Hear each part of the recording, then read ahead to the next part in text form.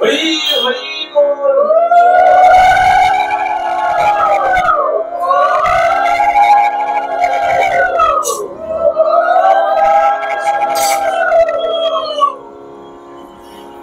प्रेम से कहो श्री अद्वैत राधा रानी की जय। गौर प्रेमानंद हरि बोल। ঈশ্বর ঈশ্বর পরমেশ্বর সচ্চিদানন্দ ঘন বিগ্রহ অনাদির আদি সর্বকারণের কারণ অনন্ত কোটি ব্রহ্মাণ্ডের অধিনায়ক নন্দনন্দন ব্রজেন্দ্র নন্দন ভগবান শ্রীকৃষ্ণের অসীম অনুকম্পায় অসীম কৃপায় আমরা সকলে হরিকথা গুরুকথা ভাগবত কথা তথা ভাগবতীয় কথা শুনবার মানুষে উপনীত হয়েছে। আর বিগত পর্বে আমরা কি শ্রবণ করেছিলাম? চৈতন্য মহাপ্রভুর বাল্যলীলা শ্রবণ করেছিলাম, মনে পড়েছে? হ্যাঁ, বাল্যলীলা শ্রবণ করেছিলাম আর বলে গিয়েছিলাম যে চন্দন যাত্রা চলছে, আগামী পর্বে আমরা চন্দন যাত্রার কথা শ্রবণ করব। আর সেখানে আমরা থেমে গিয়েছিলাম ওই ছোট্ট নিমাইয়ের সঙ্গে মাতা লক্ষ্মীর অংশ, লক্ষ্মী প্রিয়ার সঙ্গে দর্শন হয়েছিল ঘাটে, তাই না? মনে পড়ছে? হ্যাঁ, তা আমরা একটু এগিয়ে যাব। আমরা কোথায় যাব বলে, আমরা এই নদিয়ার যে লীলা, সেই লীলার থেকে একটু এগিয়ে যাব। কতদিন? আমরা 24টা বছর এগিয়ে যাব। 24 বছর এগুলো কি হবে? প্রভু 24 বছর পরে সন্ন্যাস গ্রহণ করেছে। সন্ন্যাস গ্রহণ করলেন আর বলছে এই সন্ন্যাস গ্রহণের সঙ্গে চন্দন যাত্রার কি সম্পর্ক? বলে সম্পর্ক আছে। কি সম্পর্ক? আমরা আস্তে আস্তে লীলার মধ্যে সেটা শ্রবণ করব। আচ্ছা, এই যে চন্দন যাত্রা চলছে, সেই চন্দন যাত্রার সাথে সাথে আমাদের এক বড় উৎসবের সূচনা হয়ে গেছে। কি উৎসব? রথযাত্রার সূচনা হয়ে গেছে। যেমন বলছে এটা বৈষ্ণবদের সব থেকে বড় উৎসব।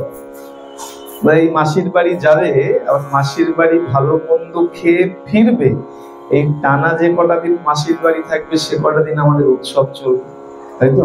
তাই এটা আমাদের একটা বড় উৎসব। আর সেটা শুরু হয়েছে কবে থেকে? অক্ষয় তৃতীয়ার দিন থেকে। আর এই অক্ষয় তৃতীয়ার দিন থেকেই চন্দন যাত্রার আরম্ভ। এই চন্দন যাত্রা কেন? তাকে স্বপ্নাদেশ করেছিলেন মহাপ্রভু, জগন্নাথ মহাপ্রভু তাকে স্বপ্নাদেশ করেছিলেন। হ্যাঁ, তাকে নীল না, বুঝতে পারছি না বাবা। ইন্দ্রদুম্ন। বাবা বলেছেন মাধবেন্দ্রপুরী, সেটা অবশ্যই আছে। জগন্নাথ মহাপ্রভু, আচ্ছা ভালো করে বুঝতে হবে, আমরা মহাপ্রভু বলি চৈতন্য মহাপ্রভুকে, আর উড়িয়ারা মহাপ্রভু বলে জগন্নাথকে। দুটো কিন্তু গুলিয়ে ফেলি। ভগবান একই, কিন্তু তাদের আঙ্গিকে আলাদা, আমাদের আঙ্গিকে আলাদা। আমাদের কাছে মহাপ্রভু হচ্ছেন চৈতন্য মহাপ্রভু। আর উড়িয়াতে গিয়ে যদি শোনেন মহাপ্রভু মহাপ্রভু, বা উড়িয়া ভাষার কোনো গ্রন্থ যদি পড়েন, যে উড়িয়ার যদি কোনো লীলা পড়েন, সেখানে যদি মহাপ্রভু লেখা থাকে, নিমাই মহাপ্রভু যদি না থাকে বা চৈতন্য মহাপ্রভু না থাকে, বুঝে নেবেন ওই মহাপ্রভু হচ্ছেন জগন্নাথ মহাপ্রভু। জগন্নাথ দেবকে তারা মহাপ্রভু বলে আখ্যা দেন। তাই সেখানে গিয়ে যদি মহাপ্রভু শোনেন, বুঝে নেবেন এরা জগন্নাথ দেবের কথা বলছে। বা জগন্নাথ লীলা যদি বই পড়েন, শুধু যদি মহাপ্রভু কথা থাকে, দেখবেন বুঝে নিতে হবে সেখানে জগন্নাথ মহাপ্রভুর কথা বলা হচ্ছে। এই জগন্নাথ প্রভু জগন্নাথ স্বপ্নাদেশ করেছিলেন তাকে ইন্দ্রদুম্ন মহারাজ। বাবা একদম ঠিক বলেছেন, ইন্দ্রদুম্ন মহারাজ স্বপ্নাদেশ করেছিলেন যে দেখো আমার এই অঙ্গের যে তাপ, সেই তাপ কমছে না। এই অঙ্গের তাপ কমাবার জন্য আমাকে চন্দনের প্রলেপ দাও।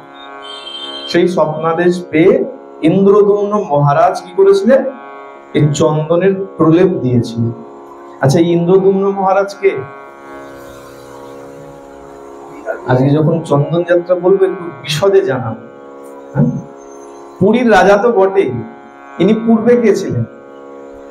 বলে দেখো ভগবানের লীলায় যারা অংশগ্রহণ করবে তারা সাধারণ কেউ হতে পারে না, তাই তো? বলে দেখো এই যে বিভিন্ন জায়গায় সার্কাস হয় তো। আচ্ছা, যদি আমি আপনি যাই, আমাদেরকে দেবে ওখানে সার্কাস দেখাতে? আমরা দেখতে যেতে পারবো, কিন্তু আমরা যদি বলি না, ওই যে ওই এক চাকার উপরে সাইকেল যে চালাচ্ছে, আমরা একটু চালিয়ে দেখাবো, দেবে? আমরা পারবো? ভগবানের লীলায় অংশগ্রহণ করতে গেলেও তার বিশেষ বৈশিষ্ট্য থাকে, কোয়ালিটি বলি না আমরা, তার মধ্যে কিছু কোয়ালিটি থাকে। আর ইনিকে বলে দেখো, ইনি সাধারণ কেউ না, আমরা খালি মনে করি ইনি একমাত্র পুরীর রাজা। ভক্তি ছিল, অবশ্যই ভক্তিতে ভগবানকে পাওয়া যায়, ভক্তি ছিল, ভগবানকে নিয়ে এসেছে। শুধু তাই নয়, সুখদেব গোস্বামীপাদকে প্রশ্ন করেছেন পরীক্ষিত মহারাজ। পরীক্ষিত মহারাজ জিজ্ঞাসা করেছিলেন, রাজন আমাকে এই বিষয়ে একটু বৃত্তান্ত আমাকে বর্ণন করুন। সেই পরীক্ষিত মহারাজের কথার উত্তরে তখন আমাদের পরীক্ষিত মহারাজের সেই প্রশ্নের উত্তরে গোস্বামীপাদ উত্তর দিয়েছেন, বলে শুনো ইনি কে? বলে দেখো, তোমাকে তো আগেও আমি শুনিয়েছি। পরীক্ষিত মহারাজকে এর আগে গজেন্দ্র মোক্ষণ লীলা শ্রবণ করিয়েছেন। আর এই যে গজেন্দ্র মোক্ষণ লীলায় যে গজেন্দ্র ছিলেন, সেই গজেন্দ্রই হচ্ছেন এই ইন্দ্রদ্যুম্ন মহারাজ। কোথায় বলা হয়েছে? এই জগন্নাথ লীলা সারাবলি বলে যে গ্রন্থ রয়েছে, এক বিশাল গ্রন্থ, এরকম মোটা গ্রন্থ, সেই গ্রন্থে যদি আপনি গ্রন্থ পাঠ করতে শুরু করেন, সেই গ্রন্থের প্রমাণ পাবেন। সেখানে পরিষ্কার সুখদেব গোস্বামীপাদ বলছেন, পূর্বেতে শুনেছ রাজা গজেন্দ্র মোক্ষণ, সেই গজেন্দ্র ইন্দ্রদ্যুম্ন হইল রাজন। সেই গজেন্দ্রই ইন্দ্রদ্যুম্ন রাজা হয়েছে। এখানেই শেষ নয়, সেই যে গজেন্দ্র, যে ইন্দ্রদ্যুম্ন হলো, তার পূর্ব বংশের, তার আগে তিনি কি ছিলেন? বলছেন কি, সূর্য বংশে হইলা প্রভু রাম অবতার, লব কুশ নামে হইল তাহার কুমার। সেই কুশ পুত্র হইতে 19 পুরুষ, 20 পুরুষে ইন্দ্রদ্যুম্ন অবতংশ। বলছে সূর্য বংশে প্রভু রামচন্দ্রের আগমন হয়েছে। সেই রামচন্দ্রের 2 পুত্র লব আর কুশ। ভালো করে শুনুন, এই যে কুশ, এই কুশের বংশে 29 পুরুষ, তার নাম, সেই রাজার নাম হচ্ছে দেবালিক। এই দেবালিক রাজার পুত্র হচ্ছেন এই ইন্দ্রদ্যুম্ন মহারাজ, অর্থাৎ এই কুশের 20 বংশধর হচ্ছেন এই ইন্দ্রদ্যুম্ন মহারাজ। প্রভু রামচন্দ্রের বংশধর তাহলে সেটা। রামচন্দ্রের 2 পুত্র লব কুশ, আর কুশের 20 পুত্র হলেন এই ইন্দ্রদ্যুম্ন মহারাজ, যাকে ভগবান স্বপ্নাদেশ করেছিলেন যে আমাকে চন্দনের প্রলেপ দাও, আমাকে চন্দন দিয়ে শীতল করো, এই প্রচন্ড দাবদাহ আমি সহ্য করতে পারছি। এটা গেল আমাদের পুরীর কথা। পুরীর জগন্নাথ দেব যে স্বপ্নাদেশ দিয়েছিলেন। আর আমাদের চৈতন্য চরিতামৃতেও আমরা এই চন্দন যাত্রার এক সুন্দর বর্ণনা থাকে। সেটা কেমন? এই যে প্রথম বললাম যেটা 24 বৎসরের কথা, মহাপ্রভু 24 বৎসর কি করলেন? নবদ্বীপ লীলা করলেন। আর এই 24 বৎসর পর তিনি সন্ন্যাস গ্রহণ করলেন। সন্ন্যাস গ্রহণ করে তিনি নীলাচল যাত্রা করলেন। নীলাচল যাত্রা কেন করেছিলেন? মায়ের আদেশ ছিল যে যদি বাবা তুমি বৃন্দাবন বা দূরে চলে যাও, আমি তো তোমার সংবাদ পাবো। যদি নীলাচলে থাকো, তা প্রতি বছর যখন ভক্তগণ রথযাত্রার সময় যাবে বা সেখান থেকে ভক্তগণ আসা যাওয়া করবে, তাদের মাধ্যমে আমি অন্তত তোমার সংবাদটি পাবো। এই মায়ের আজ্ঞা ছিল নীলাচলে বসবাস। মহাপ্রভু সন্ন্যাস নিয়ে রওনা হলেন কোথায়? নীলাচলের পথে। এই মতো মহাপ্রভু চলিলা নীলাচলে, চারি ভক্ত সঙ্গে কৃষ্ণ কীর্তন কুতূহলে। ভিক্ষা লাগি একদিন এক গ্রামে গিয়া, আপনে বহুত অন্ন আনিল মাগিয়া। পথে বড় বড় দানি বিঘ্ন নাহি করে, তা সভারে কৃপা করি আইল রে মুনারে। পথ চলতে চলতে, ভিক্ষা করতে করতে এক এক দিন এক এক গ্রামে বসবাস করতে করতে থাকতে থাকতে প্রভু আজকে রেমুনাতে এসে উপস্থিত হয়েছে। বালেশ্বরের নিকট রেমুনাতে এসে উপস্থিত হয়েছে। আর রেমুনার ভগবানের নাম কি? কি নাম? গোপীনাথ, তাই তো? ক্ষীরচোরা গোপীনাথ। আচ্ছা, ক্ষীরচোরা নাম কিন্তু আগে হয়, বলে আগে তো চুরি করেনি, তা যতক্ষণ চুরি না করবে ততক্ষণ তো চোর বলতে পারি না। যখন চুরি করবে, এইবার যখন ধরা পড়েছে তখন বেটা তুমি চোর, তাহলে তোমার নামের আগে সব চোর বসিয়ে দেয়। তখন থেকে নাম দেওয়া হয়েছে ক্ষীরচোরা গোপীনাথ। বলিয়ে ক্ষীরচোরা গোপীনাথ ভগবান কি। মহাপ্রভু আসলেন ক্ষীরচোরা গোপীনাথে রেমুনাতে উপস্থিত হয়েছেন, আর উপস্থিত হয়ে কি করেছেন? প্রণাম করেছেন ভগবানকে। দেখুন কিরকম অদ্ভুত লীলা। আচ্ছা, কেউ এখানে আছেন যে নিজেকে নিজে কোনোদিন প্রণাম করেছেন?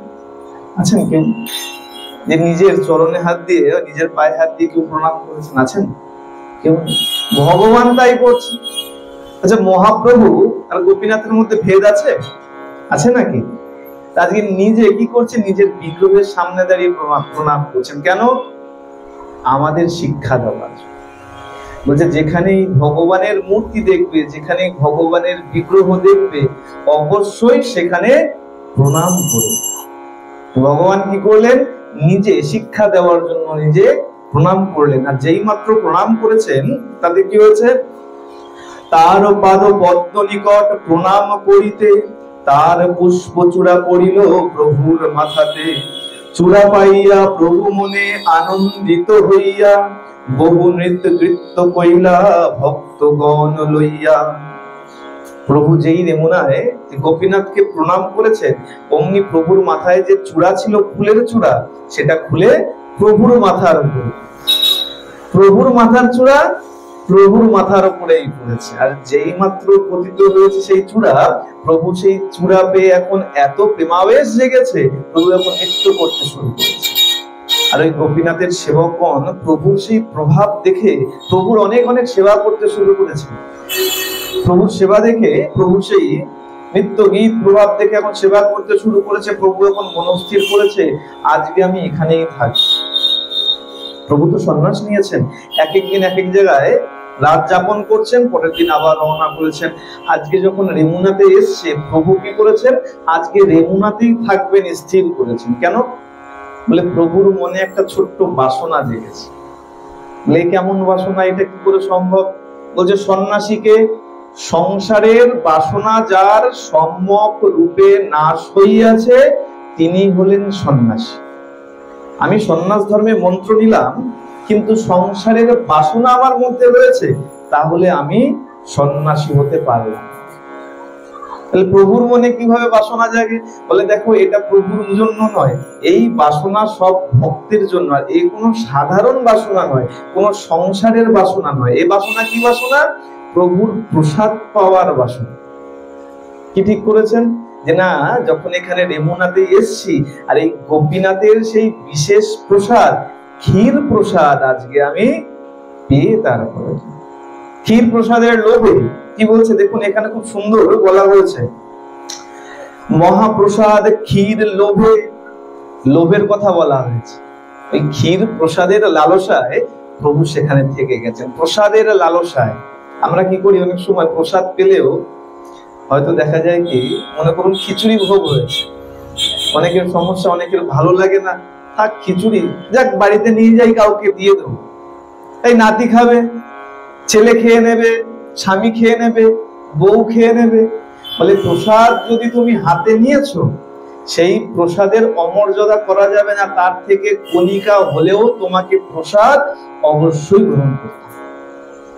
প্রসাদ যদি হাতে গ্রহণ করে ফেলেছো, নিয়ম বলছে, শাস্ত্র বলছে, প্রসাদ যদি তুমি গ্রহণ করে ফেলেছো, তোমাকে প্রসাদ নিতেই হবে, নচেত সেই প্রসাদের অবমাননা।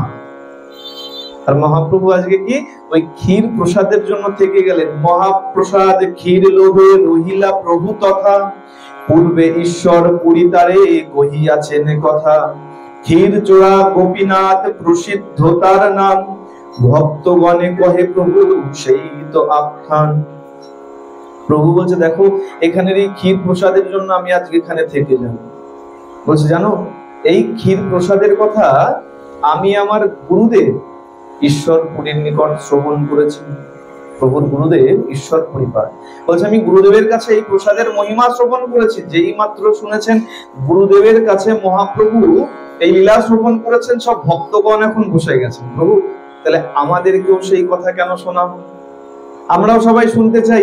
আজকে যখন এখানে অবস্থান করছো প্রসাদ পাবে, তাহলে সেই লীলা আমাদেরকেও শ্রবণ করো। বলে বেশ তাহলে শোনো। পূর্বে শ্রী মাধবপুরী আইলা বৃন্দাবন, ভ্রমিতে ভ্রমিতে গেলা গিরি গোবর্ধন। পূর্বে এক সময় মাধবেন্দ্র পুরী গোসাই এই বৃন্দাবনে ভ্রমণ করতে এসেছিলেন, দর্শন করতে এসেছিলেন। আর দর্শন করতে করতে কি করেছেন? এই গিরি গোবর্ধনকে পরিক্রমা করেছেন। আর পরিক্রমা করে কি করেছেন? শৈল পরিক্রমা করি গোবিন্দ কুণ্ডে আসি, স্নান করি বৃক্ষতলে আছে সন্ধ্যায় বসি। সেই মাধবেন্দ্রপুরী শৈল পরিক্রমা করে, শৈল শব্দের অর্থ গোবর্ধন, গোবর্ধনকে পরিক্রমা করে সন্ধ্যাবেলায় গোবিন্দ কুণ্ডে একা একা বসে আছেন, গাছতলায় বৃক্ষতলায় একা একা বসে আছেন। দেখুন এখান থেকেও একটা বিষয় শিক্ষা লাভ করা যায়। বলে যখন ভ্রমণ করতে যান, ভ্রমণ আলাদা আর দর্শন আলাদা। যখন তীর্থ ভ্রমণ করতে যাবে, তীর্থ দর্শন করতে যাবে, তখন চেষ্টা করতে হয় একাকী যাওয়া বা মনের মতন সঙ্গীকে সাথে নাও। যদি মনের মতন সঙ্গী না হয় কখনো তাকে নিয়ে যাওয়া উচিত। তাতে কি হয়? বলে তুমি যে কারণে যাচ্ছ, যে ভগবানের দর্শন করতে যাচ্ছ, সেই দর্শন তোমার কদাপি সম্ভব নয়। কোনো না কোনো ব্যাঘাত ঘটিয়ে দেবে। হয়তো আপনি গেছেন পুরীতে, পুরীতে ভোরবেলা জগন্নাথ দেবের দর্শন করবেন, হয়তো সঙ্গে যাকে নিয়ে গেছেন তার হয়তো ঘুমই ভাঙলো না। এবার একা একা কিভাবে যাবেন? সঙ্গে তো নিয়ে এসছেন, রেখেও যেতে পারবেন।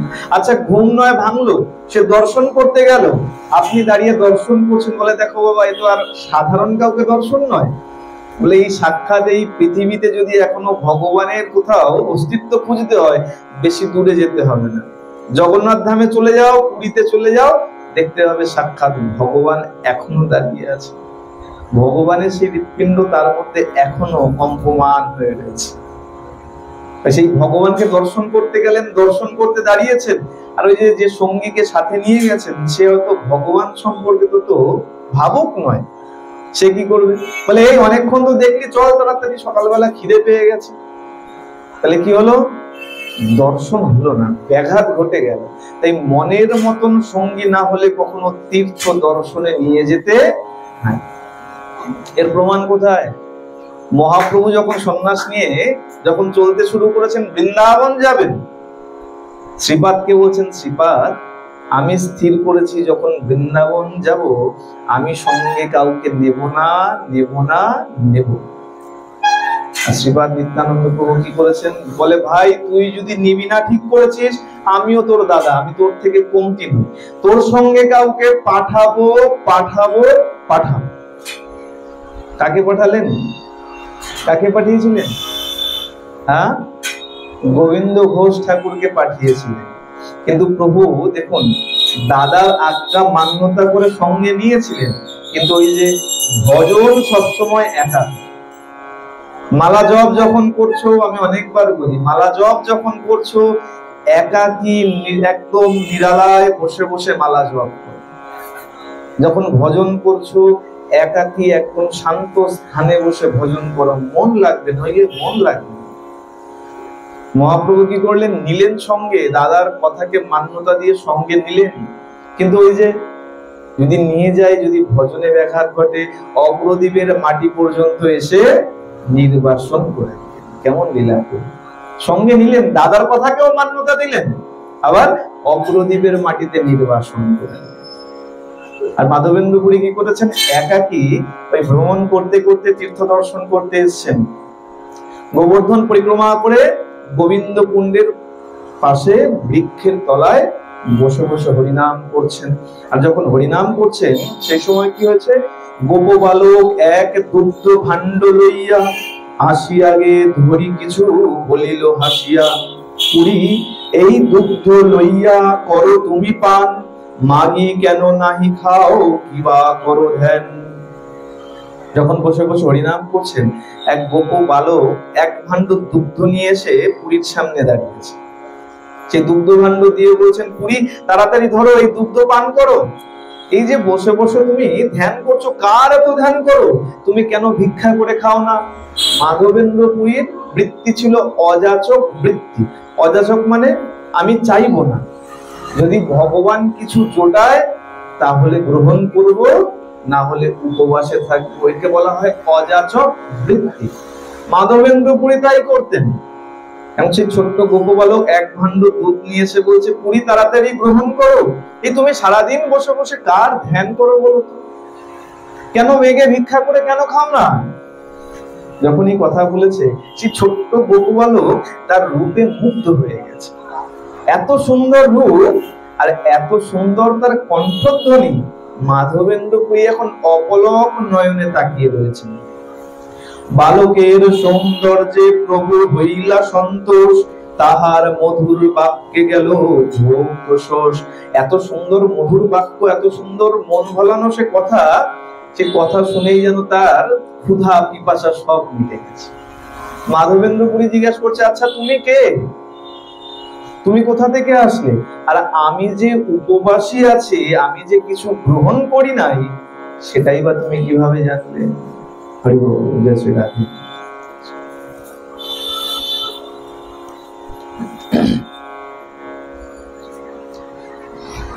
হরি বল।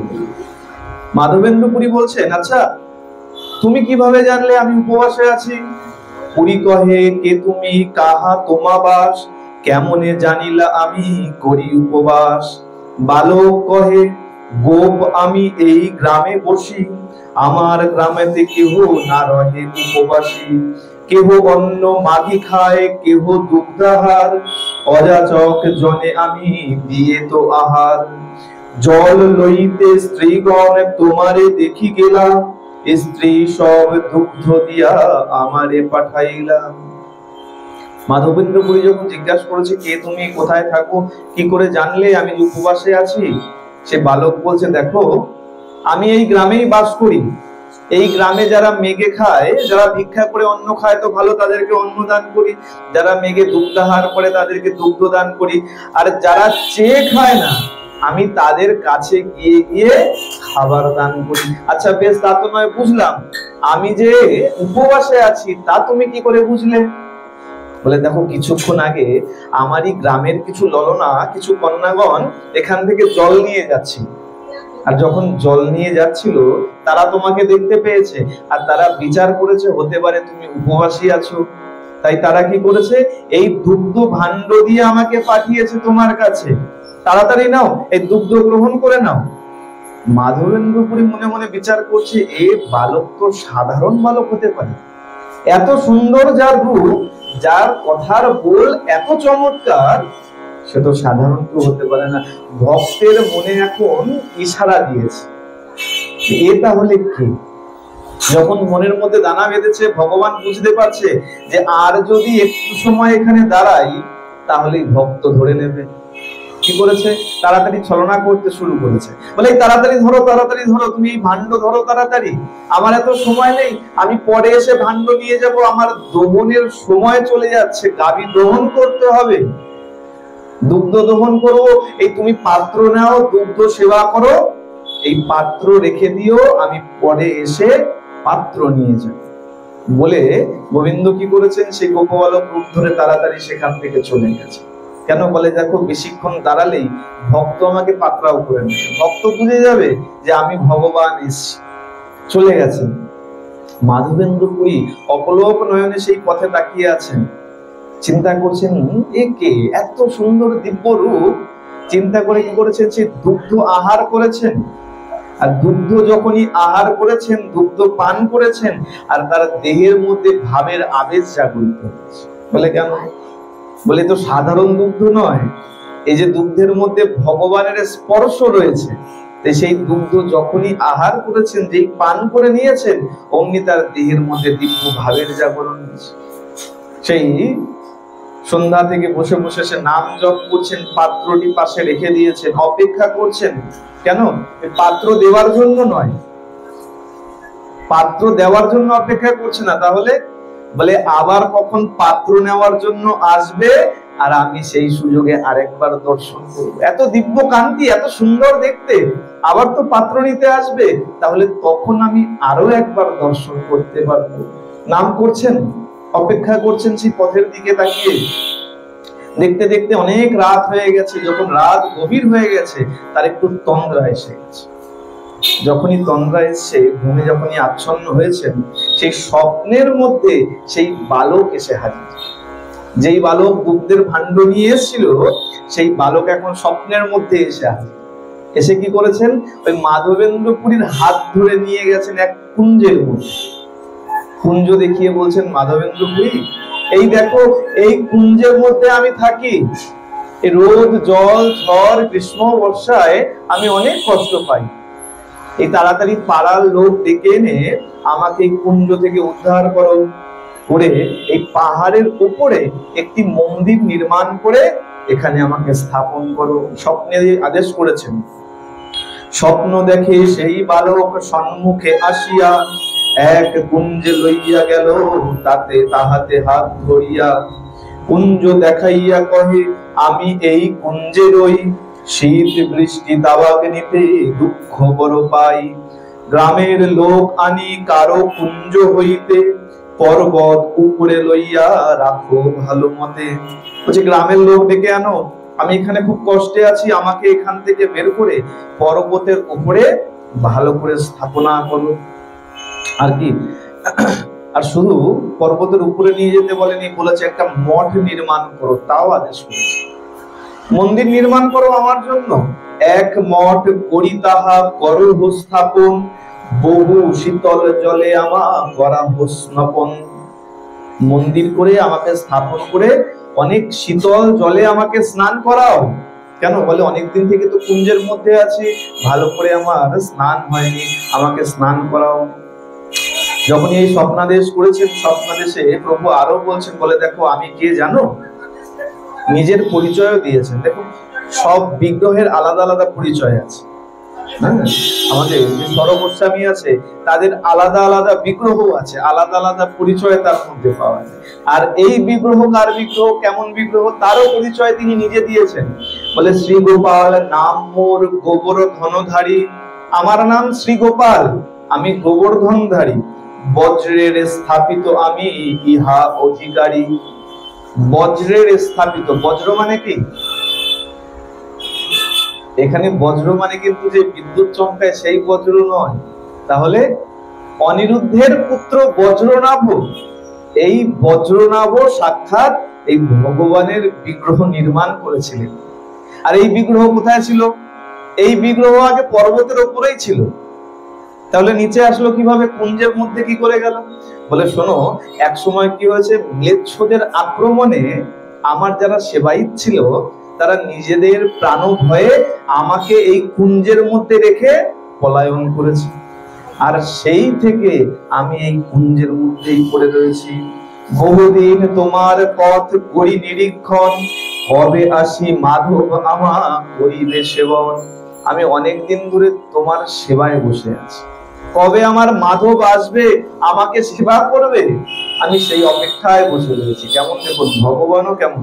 বলে, আচ্ছা ভগবান কি চাইলে পারতেন না যে ম্লেচ্ছরা যখন চলে গেছে আবার সেই মন্দিরে স্থাপন করতে, অন্য কোনো ভক্তকে আদেশ করতে? বলে না, বলে যে ভক্তকে বেশি ভালোবাসে সেই ভক্তের হাতে সেবা নিতেও প্রভু বেশি ভালোবাসে। তাই কি বলছেন? বলে, আমি তোমার জন্য যে কবে আসি মাধব মোর করিবে সেবন, কবে আমার মাধব আসবে, আমার সেবা পূজা করবে।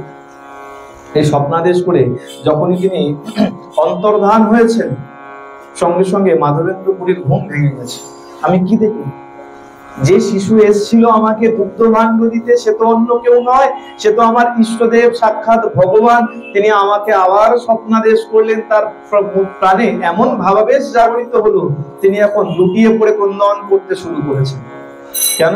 বলছে, হায় কি হতভাগা, সাক্ষাৎ ভগবান আসলেন, আমাকে দুগ্ধ ভাণ্ড দিলেন, আর আমি ভগবানকে চিনতে পারলাম না, ক্রন্দন করতে শুরু করেছেন। কিছুক্ষণ পর বিচার করেছেন যে না, ক্রন্দন করলে হবে।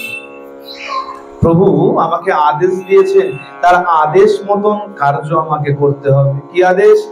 যে না, গ্রামের লোককে দেখে সেই বিগ্রহকে সেখান থেকে উদ্ধার করতে হবে। তাড়াতাড়ি মাধবেন্দ্র পুরী কি করেছেন? প্রভাত হতেই তিনি স্নানান্নিক বন্দনা সব সমাপ্ত করে গ্রামের অভ্যন্তরে গিয়েছেন। গ্রামবাসীকে ডেকেছেন, তাড়াতাড়ি এসো, এই যে তোমাদের ভগবান গোবর্ধনধারী, তিনি কুঞ্জের মধ্যে অনেক কষ্টে আছে, তাড়াতাড়ি এসো, তাকে সেখান থেকে উদ্ধার করতে হবে, তাকে স্থাপন করতে হবে। আর গ্রামবাসী তো, গ্রামবাসীর মনের কিন্তু বিশ্বাস একটু সরল হয়, সরল বিশ্বাস হয়। আচ্ছা, সরল বিশ্বাস তো একটু পরের কথা, বলে ভক্তিও তাদের মধ্যে একটু বেশি থাকে। দেখবেন এই শহরতলিতে যদি নামযজ্ঞ হয়, সেখানে সেবক ভাড়া করে রাখতে লাগে, অর্থাৎ দক্ষিণার বিনিময়ে সেবক রাখতে লাগে, যে এ কলামানি করে দেবে, এ বাসন ধুয়ে দেবে, এ মুছে দেবে, ভোগ লাগাবে, তার জন্য আলাদা পূজারী থাকবে। আর যদি গ্রাম বাংলার দিকে যান, প্রত্যন্ত গ্রামের দিকে, দেখবেন সেখানে এরকম জনে জনে আলাদা আলাদা সেবক দক্ষিণা দিয়ে রাখা নাই। তাহলে বলে সেইখানকার যে গ্রামবাসী মায়েরা বাবারা আছে, তারাই সবাই লাফিয়ে পড়ে। আচ্ছা, নামযজ্ঞ হচ্ছে, আচ্ছা বেশ, এই তুমি কিন্তু এই 4 দিন 5 দিন তুমি কিন্তু সব ফলামানি করে দেবে, সবজি আমানি করে দেবে, তোমার দায়িত্ব থাকবে। এই আসরে যখন নামের দল তোলা হয়, বলে তোমাদের দায়িত্ব থাকলো, তোমরা এই দলকে বরণ করে তুলবে, আবার বরণ করে নামাবে। তাদের মধ্যে ভক্তি একটু বেশি থাকে, সেখানে ভিড় দেখলে, তাদের ভক্তি দেখলে অন্যরকম মনে হবে সেই পরিবেশ। আর গ্রামের মধ্যে যখন মাধবেন্দ্র পুরী গিয়ে বলেছেন তোমাদের ভগবান গিরি গোবর্ধনধারী, সেই ভগবান এই কুঞ্জের মধ্যে আছেন, তাড়াতাড়ি এসো, আমরা তাকে সেখান থেকে উদ্ধার করি। যখনই বলেছেন, সব সেই গ্রামের লোকজন এখন মাধবেন্দ্র পুরীর পিছন পিছন চলতে শুরু করেছেন। বলে দেখো, এই কুঞ্জের কোনো দ্বার নেই, কোনো দরজা নেই। কেন? মাধবেন্দ্র পুরী তো স্বপ্নে গিয়ে দেখে এসছেন, ভগবানের সঙ্গে গিয়ে দর্শন করে এসছেন। বলে দেখো, সেই কুঞ্জে যে প্রবেশ করব, তেমন দরজা নাই, তাহলে দরজা করতে হবে, দ্বার করতে হবে। যে যা পারো, কাঠার, কুটার, দা, কোদাল, যার যা আছে সঙ্গে নিয়ে নাও। সবাই সেই ভক্তগণ, সেই গ্রামবাসী কি করেছেন? যার যা হাতে ছিল তাই নিয়ে চলে গেছেন, গিয়ে দাঁড় করে সেখান থেকে ভগবানকে উদ্ধার করেছে। বলে সামান্য কয়েকজন ভক্ত মিলে তোলার চেষ্টা করেছে, কিন্তু তুলতে পারেনি। মহা মহা বলবান ব্যক্তি গিয়ে তারপর গিয়ে সেই বিগ্রহকে তুলে পর্বতের উপরে স্থাপন করেছেন। বলে সামান্য কিছু ব্যক্তি গিয়ে তুলতে পারেননি, মহা মহা বলবান সেই তারা গিয়ে ভগবানের বিগ্রহকে পর্বতের উপরে স্থাপনা করেছে। চারিদিকে সংবাদ ছড়িয়ে গেছে, গোপাল প্রকট হয়েছে, গোপাল প্রকট হয়েছে, ভগবানের প্রকট হয়েছে। চারিদিকে যখন সেই বার্তা ছড়িয়ে গেছে, সব ভক্তগণ, ব্রাহ্মণ মন্ডলী, পাড়ার সব ভক্তগণ আসতে শুরু করেছে। মাধবেন্দ্র পুরী গ্রামের ব্রাহ্মণদের বলেছেন যে তোমরা এক কাজ করো, নব কলস নিয়ে এসে সেই কলসে করে সুশীতল জল নিয়ে আসো। কেন? বলে ভগবান দীর্ঘদিন পর্যন্ত কুঞ্জের মধ্যে ছিলেন, তারা সেবা পূজা অভিষেক কিচ্ছু হয়নি। তা ভগবানকে যখন বের করা হয়েছে, আগে অভিষেক করতে হবে। গ্রামের ব্রাহ্মণ সব নব ঘট লইয়া গোবিন্দ কুণ্ডের জল আনিল ছানিয়া। কোথা থেকে জল? ওই গোবিন্দ কুণ্ড থেকেই জল নিয়ে আসলেন। আর নব শত ঘট জল করিল উপনীত, নানা বাদ্য ভেরি বাজে স্ত্রী গণে গায়ে গীত। 100 ঘট জল সেখানে ভর্তি করা হলো। বলে এবার অভিষেক কে করবে? বলে দেখো, যাকে স্বপ্নাদেশ দিয়েছে অভিষেক সেই করবে, যিনি প্রিয় ভক্ত তার হাতেই প্রভু সেবা গ্রহণ করবেন। মাধবেন্দ্র পুরী কি করলেন? সেই 100 ঘট জল দিয়ে ভগবানের অভিষেক করলেন। কিন্তু তার মন যেন মানছে না। শুধু জল দিয়ে স্নান করাননি, কি করেছেন? তেল মাখিয়েছেন, তৈল দিয়ে প্রভুর অঙ্গকে চিক্কন করে দিয়েছেন। বাড়িতে আমরা করি না, ছোট বাচ্চা থাকলে ভালো করে একদম সাবান দিয়ে ডলে ডলে রোগড়ে রোগড়ে মনে হয় যেন একদম ধবধবে সাদা করে ফেলবে ছেলে, করে না? মাধবেন্দ্র পুরী বিচার করছে, প্রভু এতদিন স্নান করেনি, গায়ে কত ময়লা জমেছে, বলে প্রভু আজকে একদম তোমাকে চকচকে করে দেব। কি করেছেন? তৈল মর্দন করেছেন, তেল আনানো হয়েছে, সুবাসিত তৈল মর্দন করে, বলে তাতেও শান্তি হচ্ছে না। এবার কি করেছেন? শঙ্খদক দিয়ে স্নান করিয়েছে। শঙ্খদক মানে জলশঙ্খ, সবার বাড়িতে আছে। ওই শঙ্খদক, ওই শঙ্খের যে জল তাকে বলা হয় শঙ্খদক। সেই শঙ্খদক দিয়ে স্নান করিয়ে এইবার যেন মনে হচ্ছে না, এইবার গোপাল আমার একদম চকচকে হয়ে গেছে। কি করেছেন? পুন তৈল দিয়া কইল শ্রী অঙ্গ চিক্কন। তৈল দিয়া অঙ্গকে চিক্কন করলো, মানে চকচকে করে দিয়েছে। শঙ্খদক দিয়া কইল স্নান সমাপন। তেল মাখিয়ে ভালো করে চকচকে করে ওই শঙ্খদক দিয়ে স্নান করিয়ে এইবার স্নান সমাপ্ত। এবার তো স্নান হলো, ভগবানের এবার পূজা শুরু হয়ে গেছে, ভোগ আরতি শুরু হয়ে গেছে। কেমন ভোগ? বলে এই যে চারদিকে ছড়িয়ে গেছে কথা, ভগবানের প্রকট হয়েছে, যে ভক্ত যা পেরেছে সেবার জন্য তাই এনে দিতে শুরু করেছে। আর কেমন দান? বলে শুধু দ্রব্য ভোগের নৈবেদ্য নয়, ব্রজবাসীরা কি করেছেন? এক এক ব্রজবাসী আসছেন, এক এক গাভী দান করে দিয়ে চলে যাচ্ছে। দেখতে দেখতে গোপালের হাজার হাজার গাভী হয়ে গেছে। বলে দেখো আমার এই বাড়িতে নেই, কিন্তু আমার তো নন্দ বাবার বাড়িতে তো আমার 9 লক্ষ ধেনু আছে। আর সেই ব্রজবাসীরা আসছে, যে পারছে এসে একটা করে গাভী দান করে দিয়ে চলে যাচ্ছে। শুধু তাই নয়, কোন শেঠ এসে সুন্দর মন্দির করে দিয়ে গেছেন। আর কিরকম সেখানে সেবা চলছে? বলে 5 জন 10 জন কেবলমাত্র অন্ন রন্ধন করছে। চিন্তা করুন, শুধুমাত্র অন্ন রন্ধন করছেন, তাতেই 5 জন 10 জন সেবক। ব্যঞ্জন শুক্তাদি তো আলাদা, সেখানেও আরো 5 জন 10 জন সেখানে সেই নৈবেদ্য রন্ধনে ব্যস্ত রয়েছে। আবার 5 জন 10 জন মন্ডা মিঠাই পুলি রন্ধন করছেন, তৈরি করছেন। বিশাল সেখানে অন্নকূটের ব্যবস্থা করা হয়েছে।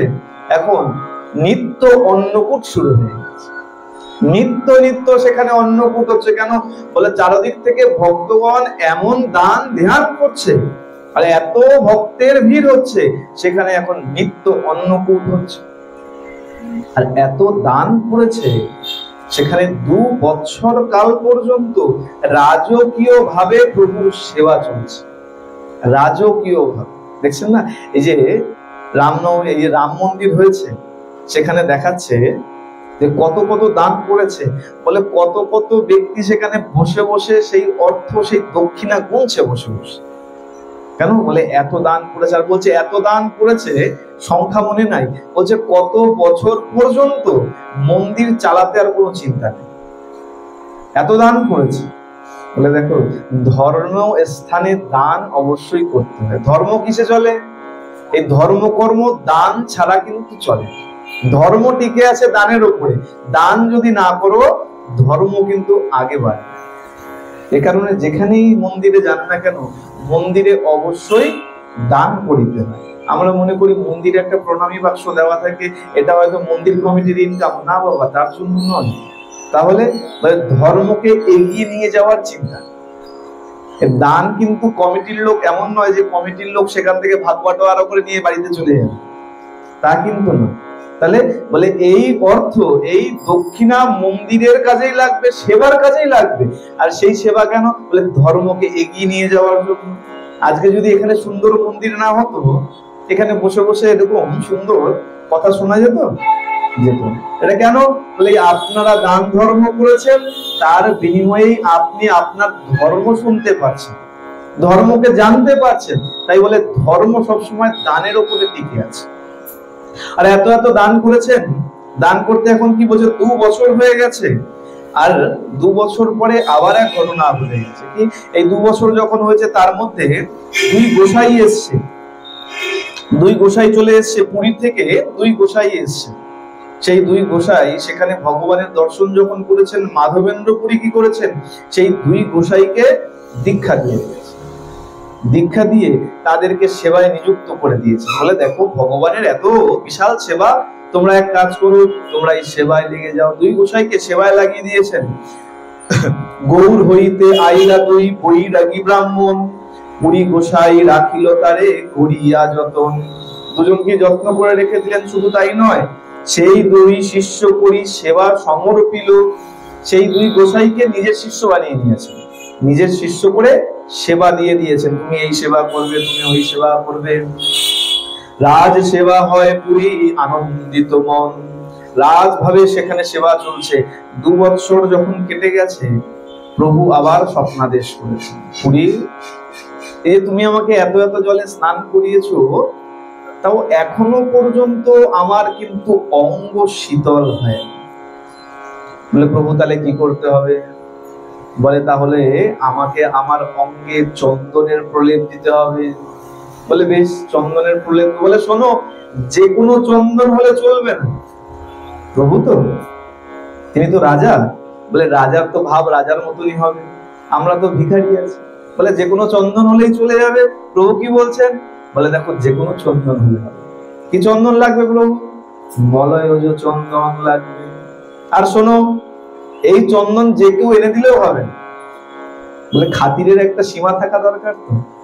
প্রভু কেমন খাতির করছে? বলে মলয়জ চন্দন লাগবে, বলে আবার সেটা যে কেউ এনে দিলে হবে। তাহলে কে আনতে হবে? কাকে আনতে হবে? তোমাকেই গিয়ে আনতে হবে। কেন? বলে ভগবান ভক্তের পরীক্ষা সবার আগে নেয়। হ্যাঁ, আমরা কি করি দেখুন, একটা জিনিস খুব ভালো করে মন দিয়ে মনে রাখবেন, এই যখন আমাদের কোনো বিপদ হয়, অনটন হয়, আমরা আগে ভগবানকে ভুলে যাই। কিন্তু জানবেন, যার যে ভক্তের জীবনে বিপদ আছে, জানবেন ভগবান আপনার সাথে সাথে আছে। কেন? বলে কিছু মানুষ আছে যে সকালবেলা একটু আগরবাতি দেখিয়েছি ভগবানকে আর বেরিয়ে গেছি, গিয়ে যদি কোনো অ্যাক্সিডেন্ট হয়েছে তো ফিরে এসে বলেছি থাকলো তোমার পূজা, আজকে থেকে আর তোমার পূজা করবো। এই সকালে একটু আগরবাতি দেখিয়েছিলাম, ওই তুমি তো আমাকে রক্ষা করলে না, অ্যাক্সিডেন্ট হয়ে গেল আমার। এটা একবার ভাবে না যে ভগবান ভক্তের পরীক্ষা বেশি করে। এই যে তুমি ভক্তি করেছো, ভগবান একটু তোমাকে পরখ করে দেখতে গেছে, দেখি না যে তুমি সত্যি আমার প্রতি তোমার মন আছে কিনা, একটু পরীক্ষা করতে গেছিল। বাবা, ভগবান যদি তোমার পাশে না থাকতো, হতে পারে ওই অ্যাক্সিডেন্টে তোমার জীবনটাই চলে যেত। তা পরীক্ষা নিচ্ছে মানে তোমার যে বিপদ আছে, এর অর্থ এই নয় যে ভগবান তোমাকে দুঃখ দিয়ে সে আনন্দ পাচ্ছে, সে তোমাকে যাচাই করছে। আর এই পরীক্ষায় তুমি যদি উত্তীর্ণ হয়ে গেছো, তা ভগবান তোমাকে আপন করে নেবে, এতে কোনো সন্দেহ নাই। প্রেম সে বলো। এই কারণে ভক্তের জীবনে কষ্ট বেশি। বলে কষ্ট যতক্ষণ আছে ততক্ষণ জানবে ভগবান তোমার সঙ্গে সঙ্গে আছে। আর যদি দেখবে তোমার কষ্ট কমে গেছে আর তুমি ভগবানের কোন রকম অনুভূতি করতে পারছো না, জানবে তোমার হয় ভক্তি কমে গেছে, আর নইলে হয়তো তুমি একদম ভগবানের একদম সান্নিধ্য পাওয়ার সময় হয়ে গেছে। ভগবান হয়তো তোমাকে আপন করে নেবে, এরকম সময় হয়তো চলে গেছে। হ্যাঁ, তাই মাধবেন্দ্র পুরীকে কি করলেন? পরীক্ষা দিলেন যে দেখো, মলয়জ চন্দন দিতে হবে, আর সেটা অন্য কেউ এনে দিলে হবে না, তোমাকেই আনতে। কেমন খাতির চিন্তা করুন। কখন? আজ থেকে কত হাজার বছর আগে, কত 500, মনে করুন 500 বছর আগের কথা, 500 550 বছর মহাপ্রভুর লীলা, সেই সময়ের কথা। আর সেই সময় না তো কোনো গাড়ি ঘোড়া ছিল, না তো দ্রুত যাওয়ার কোনো ব্যবস্থা ছিল। কোথায়? পুরীধাম, উড়িষ্যা। মলয় চন্দন কোথায় পাওয়া যায়? মলয় পর্বত। মলয় পর্বত কোথায়? উড়িষ্যাতে। কোথায়? উড়িষ্যা। আর মাধবেন্দ্র পুরী এখন কোথায় আছে? বৃন্দাবনে। গোবর্ধনকে পরিক্রমা করে ওই যে গোবিন্দ কুণ্ডে বসে বসে নাম করতেন, সেইখানে রয়েছেন। তাহলে কোথায় বৃন্দাবন আর কোথায় উড়িষ্যা? এখনকার দিনে নয় গাড়িতে উঠে বসো, একদিন দুদিন গেল পৌঁছে যাও। আর সেই সময় পদব্রজে যাতায়াত করতেন। তাই কি বললো? এই মতো বৎসর 2 করিল সেবন, একদিন পুরী গোসাই দেখিল স্বপন। আবার স্বপ্ন দেখলেন। গোপাল কহে, পুরী আমার তাপ নাহি যায়। পুরী আমার দেহে তাপ যাচ্ছে না, মলয়জ চন্দন লেপো তবে সে জোড়ায়। যদি মলয়জন চন্দন আমার গন্ধে লেপন করো, তাহলে এ তাপ যাবে। আর কিরকম? মলয়জ আনো যাই নীলাচল হইতে, অন্য হইতে নহে তুমি চলো তরিতে। মলয়জ চন্দনী আনতে হবে, মলয় পর্বতের এই উড়িষ্যা থেকেই আনতে হবে, অন্য কেউ নয়, তোমাকেই যেতে হবে। এখন প্রভু যখন আদেশ করেছেন, যদি সেবক হয়, ভক্ত হয়, সে প্রভুর আদেশকে কখনো লঙ্ঘন করবে না। পুরী কি করলেন? আচ্ছা বেশ, প্রভুর যখন আদেশ, প্রভু মাধবেন্দ্র পুরী কি করলেন? ওই যে 2 শিষ্য করেছিলেন, গৌড় থেকে 2 বৈষ্ণব এসেছিল, দীক্ষা দিয়েছিল, তাদের ওপর সমস্ত সেবার ভার ন্যস্ত করে তিনি রওনা দিলেন। চলতে চলতে কোথায় আসলেন? তিনি আসলেন শান্তিপুরে অদ্বৈত আচার্যের বাড়ি। অদ্বৈত আচার্য সেই সৎ পুরুষ দেখে, সেই বৈষ্ণব দেখে তার মনে এত ভক্তির জোয়ার উঠলো, তিনি কি করলেন? ওই মাধবেন্দ্র পুরীর থেকে দীক্ষা গ্রহণ করলেন। দীক্ষা গ্রহণ করলেন, আর দীক্ষা গ্রহণ করে যখন দীক্ষা দেওয়া হয়ে গেছে, মাধবেন্দ্র পুরী আবার রওনা শুরু করেছেন। এই রওনা যখন শুরু করেছেন, রওনা করে তিনি পথ চলতে চলতে চলতে চলতে বালেশ্বরের নিকট এই রেমুনাতে এসে উপস্থিত হয়েছে। কোন রেমুনা? যেইখানে বসে মহাপ্রভু এই মাধবেন্দ্র পুরীর কথা সব ভক্তদেরকে শোনাচ্ছেন, সেই রেমুনাতে এসে এই মাধবেন্দ্র পুরী এসে উপস্থিত হয়েছে। আর এসেছেন, এসে দেখছে দিব্য সেই ভগবানের মূর্তি, প্রণাম করেছেন। দিব্য সেখানে ভোগ লাগে, কত সুন্দর সেবা চলছে। সেই সেবা দেখে তার মন এত আকৃষ্ট হয়েছে, তিনি পূজারী বাবার সাথে সাক্ষাৎ করেছেন। কেন? বাবার থেকে জানার চেষ্টা করেছেন যে এখানে কি কি দ্রব্য ভোগ লাগে, কেমন কেমন ভোগ লাগে, কখন কখন কি ভোগ লাগে। বলে কেন? বলে এই সব জিনিস জেনে আমি যখন আবার ফিরে যাব, আমি গিয়েও গোপালকে এই এই দ্রব্য ভোগ দেব।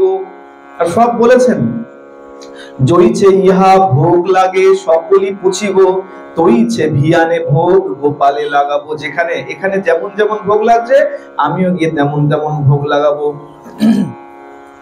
এই লাগি পুছিলেন ব্রাহ্মণের স্থানে, ব্রাহ্মণ কহিল সব ভোগ বিবরণে। সেখানে যে ব্রাহ্মণ, তিনি সব একে একে বিস্তার করে বলেছেন যে এই সময় এই দ্রব্য লাগে, এই এই সময় ভোগ দেওয়া হয়, সবকিছু বিস্তারিত বলেছে। আর কি বলেছে বলে শুনুন, আরো একটি ভোগ বিশেষ লাগে। কি? সন্ধ্যায় ভোগ লাগে ক্ষীর অমৃত কেলি, দ্বাদশ মৃত পাত্র ভরি অমৃত সমান। বলছে দেখো, এখানে আর তো সব নৈবেদ্যের কথা শুনলেন, এখানে একটা বিশেষ ভোগ লাগে। কি ভোগ লাগে? এই সন্ধ্যাবেলা এখানে অমৃত কেলি নামে একটা ক্ষীর ভোগ লাগে। যেই ক্ষীর প্রসাদ, বলছে এই ক্ষীর প্রসাদ শুধু ভারতে নয়, এই পৃথিবীতে আর দ্বিতীয় কোথাও পাওয়া যায়। এই ক্ষীর প্রসাদ খুব ভালো করে শুনবেন, এই পৃথিবীতে শুধু ভারতে নয়, যে রেমুনা ভারতের মধ্যে আছে বলে ভারত নয়, শুধু তাই নয়, এই পৃথিবীতে দ্বিতীয় কোনো স্থান নাই যেখানে এই গোপীনাথের এই ক্ষীর প্রসাদ পাওয়া যায়। আর সেটাই বললেন। কি বললেন? সন্ধ্যায় ভোগ লাগে ক্ষীর অমৃত কেলি নাম, দ্বাদশ মৃৎপাত্র ভরি অমৃত সমান। গোপীনাথের ক্ষীর করি প্রসিদ্ধি যাহার, পৃথিবীতে ওইছে ভোগ কাহা নাহি আর। এই ভোগ আর কোথাও পাবে। যখনই শুনেছেন এই ভোগের কথা, আর এই যে আজকে যেমন মহাপ্রভুর মনে বাসনা জেগেছে, যদি একটু প্রসাদ আজকে পাবো, এখানেই আজকে রাত্রি যাপন করব, ঠিক তেমন ওই মাধবেন্দ্র পুরীর মনে বাসনা জেগেছে। কি বাসনা? যদি অযাচিত ভাবে একটু ক্ষীর প্রসাদ পেতাম, তাহলে এই ক্ষীর প্রসাদ গ্রহণ করতাম। কেন? তিনি তো চাইবেন না, তার তো অযাচক বৃত্তি, তার বৃত্তি অযাচক, যে আমি চাইবো না, ভগবান জোটালে আমি সেটা গ্রহণ করব। মনে মনে বাসনা। কেন? দেখুন, এই ক্ষীর প্রসাদ কিন্তু নিজের জন্য চাননি। বলে বাহ, ক্ষীর চাইলেন, তা নিজের জন্য নয়, এটা কেমন? বলে না, নিজের জন্য চাইনি। তাহলে কেন চেয়েছেন? অযাচিত ক্ষীর প্রসাদ অল্প যদি পাই। যদি অযাচিত ভাবে কেউ আমাকে অল্প ক্ষীর প্রসাদ দেয়, তাহলে কি হবে? স্বাদ জানি তৈছে ক্ষীর গোপালে লাগাই। যদি অল্প পাই, সেটা আস্বাদ নিয়ে আমি বুঝতে পারবো স্বাদ কেমন, তাহলে আমি যখন ফিরে যাব, আমার গোপালকেও এমন ক্ষীর প্রসাদ ভোগ দিতে পারবো। নিজের জন্য নয়, নিজের ইন্দ্রিয় তৃপ্তির জন্য নয়, ভগবানকেও এমন ক্ষীর দেবে সেই চিন্তা করে সেই ক্ষীর প্রসাদের বাসনা রেখেছে। যখনই বাসনা জেগেছে, নিজেকে নিজে ধিক্কার দিচ্ছে, ধিক আমাকে, এ কেমন? ভগবানের এখনো ভোগ নিবেদন হয়নি, আর আমি কিনা চিন্তা করছি প্রসাদ পাবো। নিজেকে ধিক্কার দিচ্ছেন মনে মনে। আর ঠিক সেই সময় ভগবানের ভোগ নিবেদন হয়ে গেছে। ভগবানের ভোগ নিবেদন হয়েছে, আরতি হয়েছে। আরতি দর্শন করে মাধবেন্দ্র পুরী কি করেছেন, ভগবানকে প্রণাম করে চলে গেছে। প্রসাদের কথা কাউকে বলেনি, কেন চাইবেন না তো।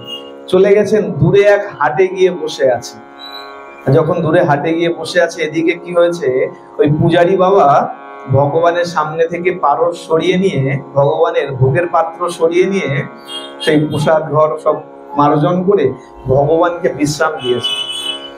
বিশ্রাম দিয়ে নিজেও শয়ন করেছেন, আর যেই মাত্র শয়ন করেছেন অমনি তাকে স্বপ্নাদেশ দিয়েছে। কি স্বপ্ন? পূজারীকে দেখাচ্ছেন, পূজারী তাড়াতাড়ি ওঠো, এই দেখো আমার চরণের কাছে ধুতির পোছার নিচে দেখো এক খুঁড়ি ক্ষীর লুকিয়ে রাখা আছে। বলে তোমরা তো প্রসাদ তুলেছো, তোমরা তো গুনে দেখোনি 12 খুঁড়ি যে ক্ষীর ভোগ দাও, তোমরা তো 11টা পেয়েছো, একটা তো তোমরা পাও। ওই একটা দেখো আমার ধুতির পোছার নিচে লুকিয়ে রাখা আছে, তাড়াতাড়ি ওঠো, এই প্রসাদ নিয়ে যাও। কোথায় যাবে? ওই হাটে গিয়ে দেখো আমার ভক্ত মাধবেন্দ্র পুরী বসে আছে, তাকে গিয়ে অতি সত্বর এই প্রসাদ দিয়েছ। সে পূজারী কি করেছেন? সে পূজারী তাড়াতাড়ি জেগে উঠেছেন, উঠে স্নান করেছেন। জানতে হবে, বাড়িতে যদি ঘরের মধ্যেই মন্দির থাকে, মানে ঘরের মধ্যেই সিংহাসন থাকে, আলাদা মন্দির না থাকে সেক্ষেত্রে আলাদা, কিন্তু যদি আলাদা মন্দির থাকে, আপনি যখনই শয়ন করুন না কেন, হোক রাত্রে কি দিনে, শয়ন যদি করেছেন তাহলে স্নান না করে ভগবত সেবা করা যায়। কি দুপুরে শয়ন করেন আর কি রাতে শয়ন করেন, শয়ন যদি করেছেন তাহলে স্নান না করে ভগবত সেবা করা যায়। যেখানে মন্দির আছে সেখানে প্রবেশ করা যায়। পূজারী কি করলেন? বলে দেখো শুধু ভাগবত নয়, চৈতন্য চরিতামৃত হচ্ছে বৈষ্ণব পথে চলার সব থেকে প্রামাণিক গ্রন্থ। বৈষ্ণব হতে গেলে, সাধু হতে গেলে তার কেমন আচার আচরণ থাকতে হবে, সেবা করতে গেলে তার কেমন আচরণ থাকতে হবে, তার একদম খুঁটিনাটি একদম খুব সূক্ষ্ম ভাবে এখানে দেখানো হয়েছে। পূজারী কি করেছেন? ওই দুপুরবেলা শয়ন করেছিলেন, উঠে গেছেন, উঠে কি করেছেন? স্নান করেছেন। স্নান করে মন্দিরের দরজা খুলে গিয়ে দেখছেন সত্য সত্যই ভগবানের ধুতির পোছার নিচে সেই প্রসাদ লুকিয়ে রেখেছে। এখন সেই পূজারী মনে মনে বিস্মিত হয়ে গেছেন। এ কেমন ভক্ত হতে পারে যে ভক্তের জন্য সাক্ষাৎ ভগবান কিনা প্রসাদ চুরি করে লুকিয়ে রেখেছে। চিন্তা করুন, ভক্ত কেমন হতে পারে যার জন্য ভগবানকেও চুরি করতে বাধ্য হতে। যে প্রসাদ তো চেয়ে খাবে না, যে কিভাবে দেবো, বলে আমি কেননা চুরি করে রাখি, তাই চুরি করে রাখলেন। এই যে চুরি করে রাখলেন, এই থেকেই তার নামের পেছনে চোর লেগে গেল। বলে বাবা এই যে চুরি করছো, তোমার নাম তো বদনাম হয়ে যাবে। বলে হোক বদনাম, আমার ভক্ত তো প্রসাদ পাবে, ভক্তের জন্য যা হয় আমার হয়ে যায়। চুরি করলো, আর তারপর থেকেই তার নামের পিছনে চোর লেগে গেল। আর আমরা সব সেই চোরেরই ভক্ত হয়ে বসে আছি, তাই তো? বলি ক্ষীরচোরা ভগবান কি। সেই ক্ষীরচোরা ভগবান কি করলেন? ক্ষীর চুরি করলেন। চুরি করেছেন, পূজারীকে দান করেছেন, পূজারী প্রসাদ নিয়ে গেছেন, নিয়ে গিয়ে হাটে হেঁকে হেঁকে বলেছেন মাধবেন্দ্র পুরী কে আছো? যার নাম মাধবেন্দ্র পুরী সে তাড়াতাড়ি আসো, এই প্রসাদ গ্রহণ করো, প্রভু তোমার জন্য এই প্রসাদ চুরি করেছেন। যেই শুনেছেন যে প্রভু তার জন্য প্রসাদ চুরি করেছেন, তার তো হৃদয়ের মধ্যে ভাবের জাগরণ হয়ে গেছে, আমি তো মনে মনে বাসনা করেছিলাম, আর প্রভু কিনা আমার জন্য চুরি করে রাখেন। যখনই বলেছেন যে আমি মাধবেন্দ্র পুরী, যেই মাধবেন্দ্র পুরী পরিচয় দিয়েছেন, পূজারী সেই ক্ষীরের পাত্র তার হাতে দিয়ে তার চরণে লুটিয়ে পড়েছে। বাবা ভক্ত অনেক দেখেছি, তোমার মতন ভক্ত দেখিনি যার জন্য আমার গোপীনাথ কিনা এই প্রসাদ চুরি করে। এই কথা চারদিকে ছড়িয়ে পড়েছে। মাধবেন্দ্র পুরী মনে মনে বিচার করছেন যে এইখানে আর বেশি দিন থাকা যাবে না। কেন? এই যে প্রভাব প্রতিপত্তি খ্যাতি চারিদিকে ছড়িয়েছে, এই খ্যাতির জালে যদি জড়িয়ে পড়েছো, তোমার ভক্তি তোমার সাধনা সব নষ্ট হয়ে যাবে। তাহলে তাড়াতাড়ি এখান থেকে পালাও। সেই দিনই গোপীনাথকে প্রণাম করে মাধবেন্দ্র পুরী উড়িষ্যার উদ্দেশ্যে রওনা করেছেন।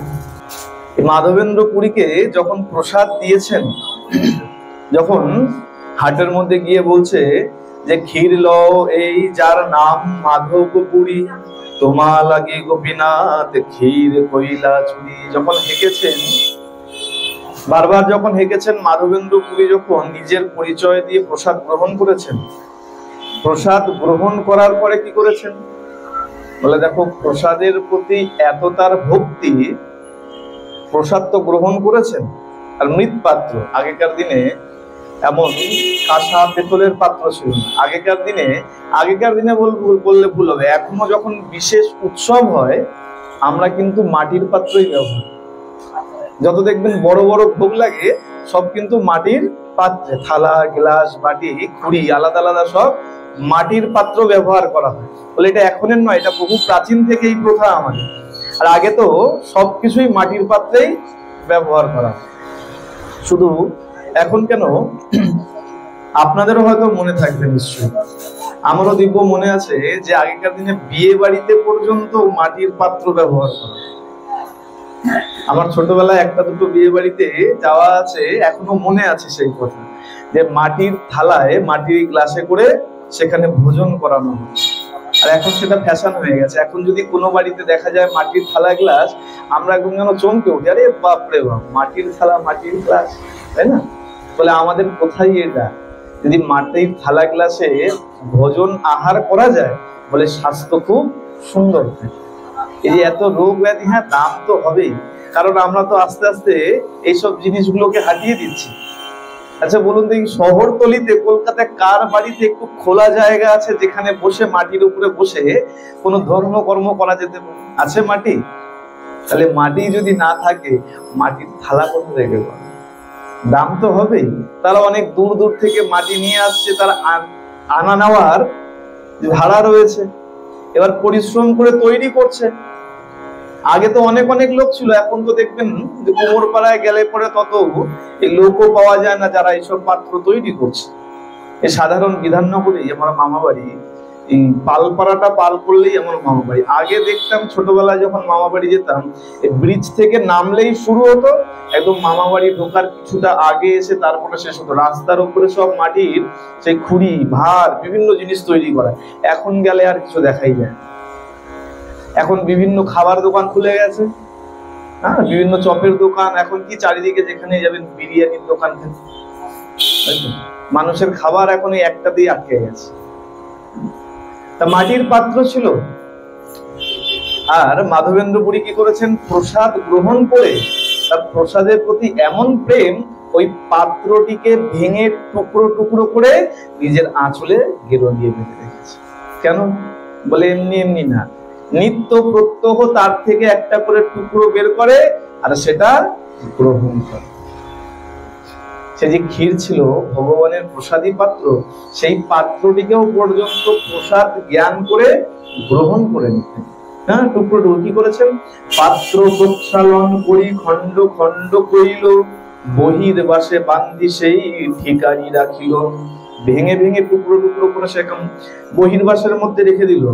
আর শুধু রেখে দেননি, প্রতিদিন একখানি করেন ভক্ষণ, খাইলে প্রেমাবেশ হয় অদ্ভুত কথন। এমনি তো তিনি ভাবে পাগল, পরম ভক্ত, কিন্তু যখন যখন ওই খণ্ড গ্রহণ করেন, পাত্রের টুকরো যখনই গ্রহণ করেন, তার মধ্যে প্রেমের ভাবের আবেশ আরো যেন বেড়ে।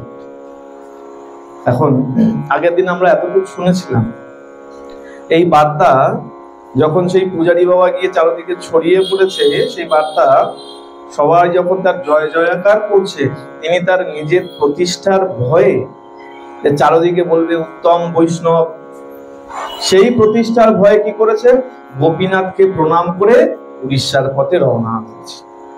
পদব্রজে দীর্ঘদিন পথ চলতে চলতে উড়িষ্যায় এসে উপনীত হয়েছেন।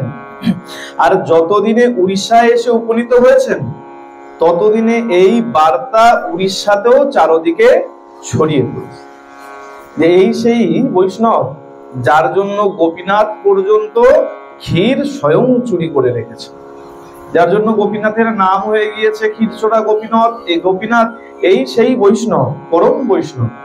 জয় জয়কার যখন হচ্ছে, আর সেই সময় যখন মাধবেন্দ্র পুরী গোসাই পুরীতে এসে উপস্থিত হয়েছেন, আর পুরীতে উপস্থিত হওয়া মাত্রই রাজ কর্মচারীরা এসে সাক্ষাৎ করেছে।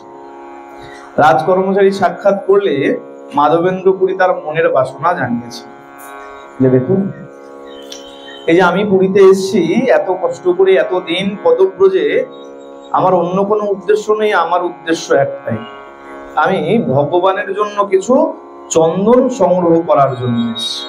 আমাকে কিছু মলয়জ চন্দন ব্যবস্থা করতে। বলে যে কোনো চন্দন তো হবে না, ভগবান তো আগেই বলেছিল যে কোনো চন্দন হবে না, আর যে কাউকে গেলে হবে, তোমাকেই যেতে হবে আর মলয়জ চন্দনই আনতে হবে। এটাও ভগবানের এক পরীক্ষা। ভগবান কখন কিভাবে কাকে পরীক্ষা নেবেন কেউ বুঝতে পারে। এ কারণে বলে ভগবানের সেবায় থাকে। এই সেবার মধ্য দিয়ে এই ভগবান কাকে কিভাবে আপন করে নেবে কেউ বলতে পারেন। এখন যখন এই রাজকর্মচারীদেরকে বলেছেন, রাজকর্মচারী কি করেছেন, রাজপাত্র শনে যার যার পরিচয়, তারে মাগি কর্পূর চন্দন করিলা সঞ্চয়। শুধু রাজপাত্র নয়, রাজকর্মচারীর সঙ্গে যার যার পরিচিত ছিল তাদের মাধ্যমে শুধু চন্দনও নয়, কর্পূর সঞ্চয় করেছে। তাই তিনি কি করলেন, মাধবেন্দ্র পুরী সেখান থেকে চন্দন আর কর্পূর সংগ্রহ করলেন। এখন সংগ্রহ যখন করেছেন, অল্প তো আর নয়, এত দূরে যখন এসছে অল্প তো আর নিয়ে যাবে না। গোবিন্দকে, গোপালকে তার শ্রী অঙ্গে মাখাবেন, তার জন্য পর্যাপ্ত প্রয়োজন, এত পরিমাণ নিয়েছেন। এখন রাজকর্মচারী বিচার করছেন, এই সাধু বাবা এত সব দ্রব্য নিয়ে ফিরবেন কিভাবে, এত সব চন্দন নিয়ে কি করে যাবেন? কি করলেন, এক বিপ্র এক সেবক সেবক চন্দন বহিতে, পুরী গোসাইয়ের সঙ্গে দিল সম্বল সহিতে। পুরী গোসাই যে ফিরবে তার জন্য কি করলেন, এগুলো বহন করে নিয়ে যাওয়ার জন্য এক বিপ্র আর এক সেবক দুজনকে সঙ্গে দিলেন। শুধু তাদের সঙ্গে দিলেন না, আর কি দিলেন, বলছে এক বিপ্র এক সেবক চন্দন বহিতে, পুরী গোসাইরে সঙ্গে দিল সম্বল সহিতে। সম্বল, সম্বল কি, সম্বল মানে অর্থ শুধু নয়, এই যে সেবক যাবে, দুইজন সেবক যাচ্ছে সঙ্গে, এত দূর পথ যাবে, আহারের তো প্রয়োজন আছে। এখনের তো দিন নয় যে এইখান থেকে শিয়ালদা যাব, পথের মধ্যে অনেক খাবারের দোকান আছে, সেখান থেকে খাবার খেয়ে, তা তো নয়। সম্বল কি করতে হতো, সঙ্গে করে খাদ্য দ্রব্য সব লোটা বেঁধে নিয়ে যেতেন। তাই তাদের জন্য সম্বল, অর্থকড়ি যা প্রয়োজন ছিল তাদের সঙ্গে অল্প অল্প দিয়ে দিলেন, খাদ্য দ্রব্য সব দিয়ে দিলেন। আর কি, ঘাটি দানি ছাড়াইতে রাজপত্রগারে, রাজ লেখা করি দিল পুরী গোসাইয়ের করে।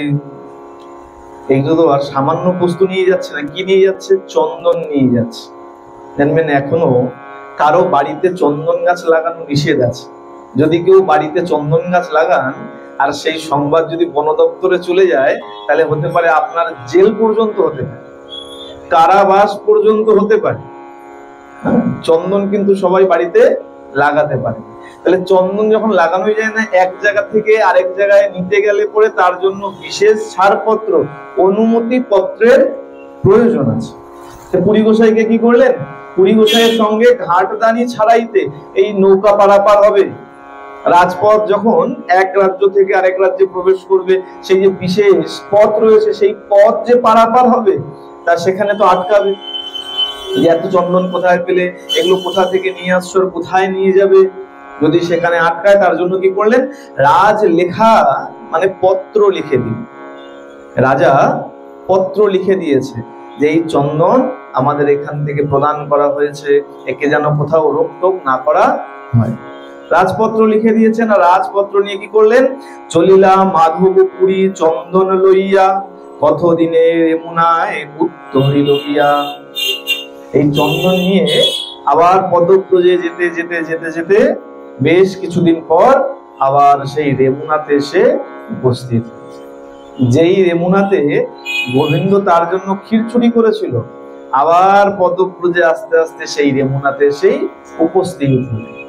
এখন উপস্থিত যখন হয়েছেন, আর সবাই তো চিনতে পেরেছে, বলে তো সেই বাবা, সেই মহারাজ আবার এসে গেছেন, যার জন্য আমাদের ভগবান পর্যন্ত ক্ষীর চুরি করেছিলেন।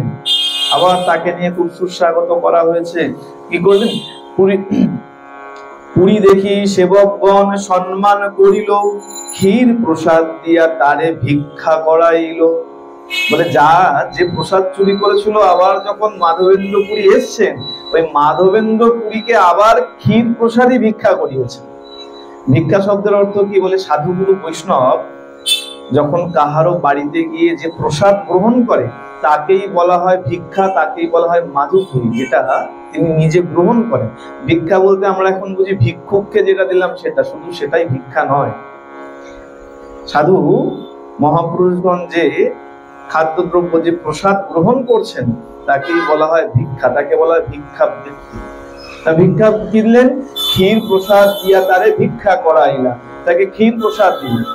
ক্ষীর প্রসাদ নিয়েছেন। মাধবেন্দ্রপুরী এখন কি করছেন? সেই রাতে দেবালয়ে করিল শয়ন, শেষ রাত্রি হইলে পুরী দেখিল স্বপন। শয়ন করেছেন, যার যখন শেষ রাত হয়েছে তখন আবার স্বপ্ন দিয়েছে। এর আগে কতবার স্বপ্ন দিয়েছিল? কবার? এর আগে দুবার স্বপ্ন দিয়েছে। একবার তার অঙ্গ শীতল, একবার প্রথমে স্বপ্ন দিল কি, যে আমি এই কুঞ্জের মধ্যে আছি, আমাকে এখান থেকে উদ্ধার করো, আমি এখানে থাকতে পারছি না, রোদ জল ঝড়ে খুব কষ্ট পাচ্ছি, আমাকে এখান থেকে উদ্ধার করো। প্রথম স্বপ্ন দিলেন। দ্বিতীয় স্বপ্ন কি? ওই যে 2 বছর কেটে গেল সেবা গ্রহণ করতে করতে, ওই 2 বছর পরে আবার গোপাল স্বপ্ন দিয়েছিল। কি স্বপ্ন? বলে আমার অঙ্গের তাপ কমছে না, তাড়াতাড়ি আমার অঙ্গের তাপ কমাবার ব্যবস্থা করো, আমাকে মলয় চন্দন দাও। 2বার স্বপ্ন হয়ে গেছে। এইবার তৃতীয়বার স্বপ্ন দেখছে। চিন্তা করুন কেমন ভক্ত। ভগবান একবার স্বপ্নে আসলেই আমরা পাগল হয়ে যাই। কেউ যদি ভুল করে কোনো ঠাকুরের স্বপ্ন দেখে ফেলি, পরের দিন সকালে উঠেই পাজি খুলে বসে পড়ি, দেখি এই স্বপ্ন দেখেছি, এই ঠাকুরের স্বপ্ন দেখলে তার কি ফল হয়। আর এখানে সাক্ষাৎ ভগবান। আরে কেমন স্বপ্ন! আমরা যে স্বপ্ন দেখি তার কোনো বাস্তবতা নেই, তাই তো? যে কি দেখলাম, হতেও পারে না হতে পারে। আরে কেমন স্বপ্ন দেখিয়েছেন ভগবান! হাত ধরে নিয়ে গেছেন কুঞ্জের মধ্যে, আর ঘুম থেকে উঠে যখন গ্রামবাসীদের সব নিয়ে গেছেন, দেখছেন সত্যি সত্যি সাক্ষাৎ ভগবান সেখানে বসে আছে। পরের বার আবার স্বপ্ন দিলেন আমার অঙ্গের শীতলতা আনার জন্য। আবার সেই ভক্ত এখন পুরীতে ছুটতে শুরু করেছে উড়িষ্যার উদ্দেশ্যে। মলয়জ চন্দনও পেয়ে গেছেন। হ্যাঁ, কেমন সেবক দেখুন। বলে সেবার মধ্যেও নিষ্ঠা থাকতে হয়, তাহলে কি সেবা সম্ভব। কিন্তু কি আছে, বলে আমার মতন সেবক যদি হয় তাহলে তো সেবার সহ হবে। যদি কোনো সেবার কাজ আসে, আগে খুঁজতে শুরু করি কোন দিক থেকে পালানো যায়। গুরুদেব হয়তো বলেছে যা অভিষেক করতে হবে, দুধ নিয়ে আয়। 8 ঘন্টা পরে হয়তো গুরুদেব ডাক দিয়ে বললো, হ্যাঁ রে দুধ এনেছিস? উত্তর কি দেই? এই তো বাবা বালতি খুঁজছিলাম, বালতি নেই, তারপরে তো দুধ আনতে যাবো। ততক্ষণে হয়তো আধা ঘন্টা পার করে গেছে। এরকম হলে সেবা চলবে না। সেবক এমন হতে হবে, বলে আজ্ঞা পাওয়া মাত্রই যে সেবার কার্য আরম্ভ করে দেবে তিনি হলেন উৎকৃষ্ট সেবক। যেই স্বপ্নাদেশ পেয়েছেন, চন্দন আনো, আমার গায়ে লেপন করো, পুরী গোসাই দেরি করেন যে ঠিক আছে দেখি কোনো গাড়ি পাওয়া যায় কিনা তারপরে যাব, তা চিন্তা করেননি। তিনি রওনা দিয়েছেন। আজকে আবার সেই রেমুনাতে উপস্থিত হয়েছেন, প্রসাদ গ্রহণ করেছেন, শয়ন করেছেন। তৃতীয়বার ভগবান আবার স্বপ্নাদেশ। একবার নয়, তৃতীয়বার। কি স্বপ্ন? গোপাল আসিয়া কহে শুনো হে মাধব, কর্পূর চন্দন আমি পাইলাম সব। মাধবেন্দ্রপুরী তো ঝোলায় করে নিয়ে এসছেন, আর ভগবান বলছে মাধব তুমি চিন্তা করো না, আমি সব পেয়ে গেছি, সব গ্রহণ করেছি। বলে সে কি প্রভু, তুমি তো স্বপ্নাদেশ দিয়েছিলে বৃন্দাবন বসে, আমি তো সবেমাত্র রেমুনাতে, তুমি পেলে কিভাবে? তুমি তো স্বপ্নে আমাকে আদেশ করেছিলে বৃন্দাবনে থেকে যে তাড়াতাড়ি চন্দন নিয়ে আসো। কে স্বপ্নাদেশ দিয়েছিল? গোপাল। বলেছিলাম না আগের দিন নাম, যে বিগ্রহের সেখান থেকে উৎপত্তি হয়েছিল, যে বিগ্রহ পাওয়া গিয়েছিল, সেই বিগ্রহ নিজে সাক্ষাৎ বলেছিল আমার নাম গোপাল, আমি বজ্রের নির্মিত বিগ্রহ। স্বপ্নাদেশ করলো গোপাল, আর মাধবেন্দ্রপুরী এখন রেমুনাতে। তাহলে চন্দন ভগবান তুমি কি করে পেয়ে গেলে? স্বপ্নাদেশ দিয়ে আরো কি বলছেন? গোপাল আসিয়া কহে শুনো হে মাধব, কর্পূর চন্দন আমি পাইলাম সব, কর্পূর সহিত ঘষি এসব চন্দন, কর্পূরের সঙ্গে চন্দন ঘষতে বলছেন। কর্পূর সহিত ঘষি এসব চন্দন, গোপীনাথের অঙ্গে নিত্য কর হইলে পণ। সেই গোপাল, সেই ছোট্ট গোপাল যে দুগ্ধ ভাণ্ড নিয়ে এসেছিল, সেই গোপালই স্বপ্নে এসেছেন। এসে কি বলছেন, বলে মাধব তুমি চিন্তা করো না, এই যে কর্পূর চন্দন নিয়ে এসছো, এই কর্পূরের সঙ্গে চন্দন ঘষে এই গোপীনাথের অঙ্গে লেপন করো। বলেনি গোপালের অঙ্গে লেপন করো, কি বললেন, গোপীনাথের অঙ্গে লেপন করে। একটু দেখছিলাম মাও এখানে বসে বসে চন্দন ঘষছে, তাই তো? হয়তো আজকে তো নয়, আবার আগামীকাল ভগবানকে চন্দনের প্রলেপ দেওয়া হবে। বলছে কি, বলে গোপীনাথের অঙ্গে এই চন্দন ঘষে প্রলেপ দিয়ে দাও। মাধবেন্দ্র পুরী এখন চিন্তা করছেন, বেশ গোপীনাথের অঙ্গে যখন দেব, তাহলে কেন দেবো গোপীনাথকে? আমাকে তো গোপাল ভগবান, আমার প্রভু আমাকে আদেশ করেছিলেন। মনে একটু সংশয়, ভগবান সেই সংশয় দূর করছেন। গোপীনাথ আমার সে একই অঙ্গ হয়, ইহাকে চন্দন দিলে হবে মোর তাপ হয়। বলছে এই যে গোপীনাথকে দেখছো, এও যে আমিও সে একই অঙ্গ হয়। এই যে গোপাল আর গোপীনাথ দুজন আলাদা নয়, একই বিগ্রহ, আমি একই ভগবান। তাই তুমি যদি গোপীনাথকে চন্দন লেপন করো, তাহলে আমি শীতল হয়ে যাব। তাই তুমি চিন্তা করো না, মনে কোনো সংশয় রেখো না, যে চন্দন নিয়ে এসো, কর্পূরের সঙ্গে ঘষে এই গোপীনাথের অঙ্গে লেপন করে দাও। যখনই স্বপ্নাদেশ পেয়েছেন, দ্বিধা না ভাবিও, না করিও কিছু মনে। দ্বিধা করো না কোনো, আমি যে আজ্ঞা দিয়েছি সেই আজ্ঞা মতো কাজ করো, কোনো দ্বিধা করো না। দ্বিধা না ভাবিও, না করিও কিছু মনে, বিশ্বাস করি চন্দন দেহ আমার বচনে। আমার বচন বিশ্বাস করো, এই গোপাল আর গোপীনাথ আমি একই, কোনো ভেদ নাই। এই বিশ্বাস মনে রেখে, কেন ভগবান বিশ্বাসের কথা বললেন? অনেক সময় মনে হয় তো যে আমি যে বিগ্রহের সেবা করি, এ তো সেই বিগ্রহ না। অনেক সময় বিচার করি না, বলা হয়তো অপরাধ। অনেক সময় দেখা যায় যে ঘরের ঠাকুরের জন্য ভালো ভালো জিনিস কিনে নিয়ে যাওয়া, আর যখন মন্দিরে দেওয়া হবে, আচ্ছা বেশ এটা তো মন্দিরে দেবো, যাক একটু কম জিনিস, একটু কমতি জিনিস কিনে নিয়ে যাই। এই বিচার কখনো করবে? ঘরে যে বিগ্রহ আছে আর এখানে যিনি দাঁড়িয়ে আছেন, একই দিন। বলে তাহলে এতগুলো রূপ কেন? বলে তার ক্ষমতা আছে, তার ক্ষমতা আছে, তাই তিনি সর্বত্র ব্যাপক, সর্বত্র তিনি ছড়িয়ে আছেন। আপনার ঘরেও যেমন দাঁড়িয়ে আছেন, এখানেও দাঁড়িয়ে আছেন। তাই এদেরকে ভেদ বিচার করতে নাই, যে এই ভগবানের জন্য আমি এটা কিনবো, ভালো ভালো কিনলাম নিজের ঘরের জন্য, আর মন্দিরে যখন দেব তখন কম দামি আপেল, কম দামি শশা। এটা কখনো উচিত নয়। ভগবান তাই কি বললেন, বিশ্বাস রাখো মনে, তোমার যে গোপাল বিগ্রহ আর এই যে গোপীনাথ বিগ্রহ, এরা উভয়ই এক, আমার কোনো এখানে পার্থক্য নাই, আমি একই অঙ্গ। তাই এই বিশ্বাস রেখে আমার অঙ্গে চন্দন লেপন করো, যেই বলেছেন। আর মাধবেন্দ্র পুরী কি করেছেন, যে নিদ্রা ভঙ্গ হয়েছে, নিদ্রা ভঙ্গ হয়ে তিনি সেবকদেরকে আদেশ দিয়েছেন যে সেবকগণ তাড়াতাড়ি এই চন্দন ঘষতে শুরু করো, কর্পূরের সঙ্গে মিশিয়ে চন্দন ঘষতে শুরু করো। চন্দন কে ঘষবে? বলে দেখো, চন্দন অন্য কেউ ঘষবে না, এই যারা চন্দনকে বহন করে নিয়ে এসছেন, এক বিপ্র আর এক সেবক ছিল, এরাই এই চন্দন ঘষবে। চন্দন ঘষতে শুরু করেছেন। আর চন্দনের প্রলেপ কি করলেন মাধবেন্দ্র পুরী? সেই সেবকদের মাধ্যমে সেই গোপীনাথের অঙ্গে সেই চন্দনের প্রলেপ দিলেন।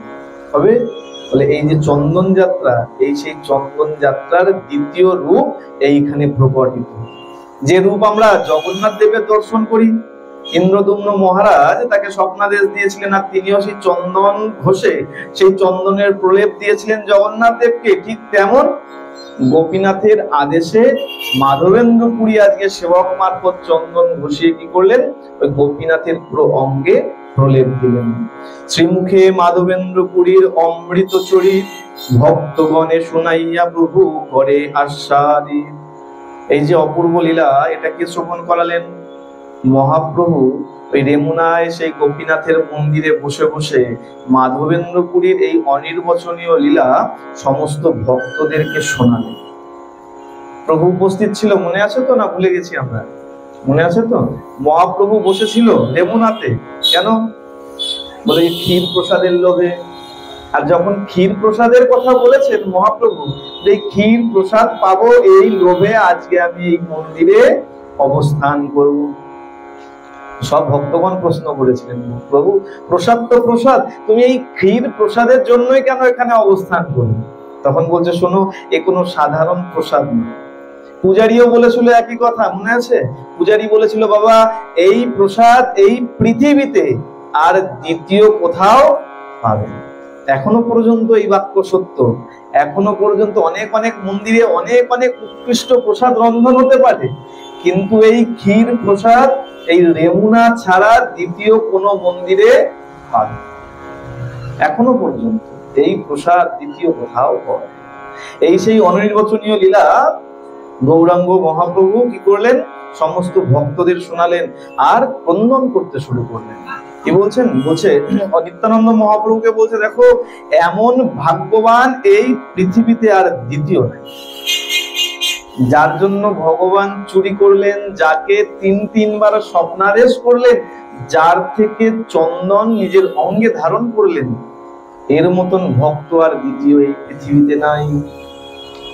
প্রভু কহে, নিত্যানন্দ করো বিচার, পুরী সম ভাগ্যবান জগতে নাহি আর। দুগ্ধদান ছলে কৃষ্ণ যারে দেখা দিলা, 3 বার স্বপ্নে আসি যারে আজ্ঞা কইলা। বলে এমন ভক্ত আর পাওয়া যায় না। বলে তুমি কতটা হয়েছো খালি দেখাবা করলে হবে। মনে করলাম যে খুব ভালো পোশাক পরলাম, মোটা মোটা মালা পরলাম, চন্দন দিলাম, ঊর্ধ্বপুণ্ড তিলক কেটেছি, খুব ভালো প্রসাদ আহার করছি, কিন্তু মন যদি ভক্তির পথে না থাকে তাহলে সে ভক্ত হতে পারবে। তুমি দেখাবা জগৎকে করতে পারবে, কিন্তু ভগবানকে করতে পারবে। তিনি অন্তর্যামী, তিনি সবই জানেন তোমার মনের কি বার্তা আছে।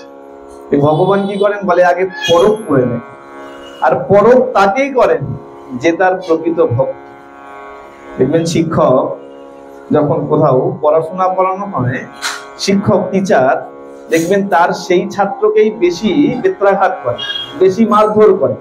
যাকে জানে একে দিয়ে আমার ভালো রেজাল্ট হবে, এর মধ্যে ভালো মেধা আছে, দেখবেন লক্ষ্য করে তার প্রতি কি করে, একটু কিছু হলেই রেগে যায়, একটু ভুল করলেই রেগে যায়। এই তোকে এটা দেখিয়েছি, কেন ভুল করেছিস? তার উপরেই বেশি যেন নির্যাতন করে। দেখলে মনে হয় একেই বারবার কেন মারে। অন্তিমে দেখা যায় যখন রেজাল্ট বেরোয়, ফল প্রকাশিত হয়, দেখা যায় ওই ছেলেটি যাকে পাশে বসিয়ে মারধর করতো শিক্ষক, সেই দেখা যায় যে হয় ফার্স্ট হয়েছে, নইলে এখন বলে না, এখন সব বিভাগ হয়ে গেছে, ABCD ভাগ হয়ে গেছে। এখন তো আর সেই আগের মতো লেটার নেই। আমাদের সময় বলতো লেটার নিয়ে পাস করা, যে 80 পেলে 85 পেলে এক একটা লেটার পেয়ে পাস করতো। বলে যাকে বেশি মারধর করতো দেখা যায় সেই সব থেকে ভালো ফল করেছে। এখানেও ঠিক তেমন দেখা যায় যে ভক্তদেরকে ভগবান সব থেকে বেশি পরীক্ষা। তাহলে কেমন পরীক্ষা করলেন ভালো করে বিচার করে দেখুন। এই মাধবেন্দ্র পুরীকে যে প্রভু পরীক্ষা করলেন কেমন, বলছে দেখো এ কেমন ভক্ত। এই ভক্তকে আমি যেই মাত্র আদেশ করলাম যে আমাকে মলয়জু চন্দন এনে দিতে হবে, আমার অঙ্গের শীতল করতে হবে, এই ভক্ত এমন ভাবুক ভক্ত, ভক্ত একবার ভেবেও দেখলো না যে আমি তো এখন বসে আছি বৃন্দাবনে। আর কোথায় আজ্ঞা দিয়েছে, কোথায় সেই মলয়জ পর্বত, কোথায় মলয় পর্বত? উড়িষ্যাতে। এখনো চিন্তা করুন তো, এখনো যদি কোনো গুরুদেব আজ্ঞা করে যাও উড়িষ্যা থেকে আমার জন্য প্রসাদ নিয়ে আসো, কতজন ভক্ত আছে যারা বলা মাত্রই রওনা হয়ে যাবে। এখন তো সব রকম সাধন আছে, যাওয়ার জন্য গাড়ি আছে।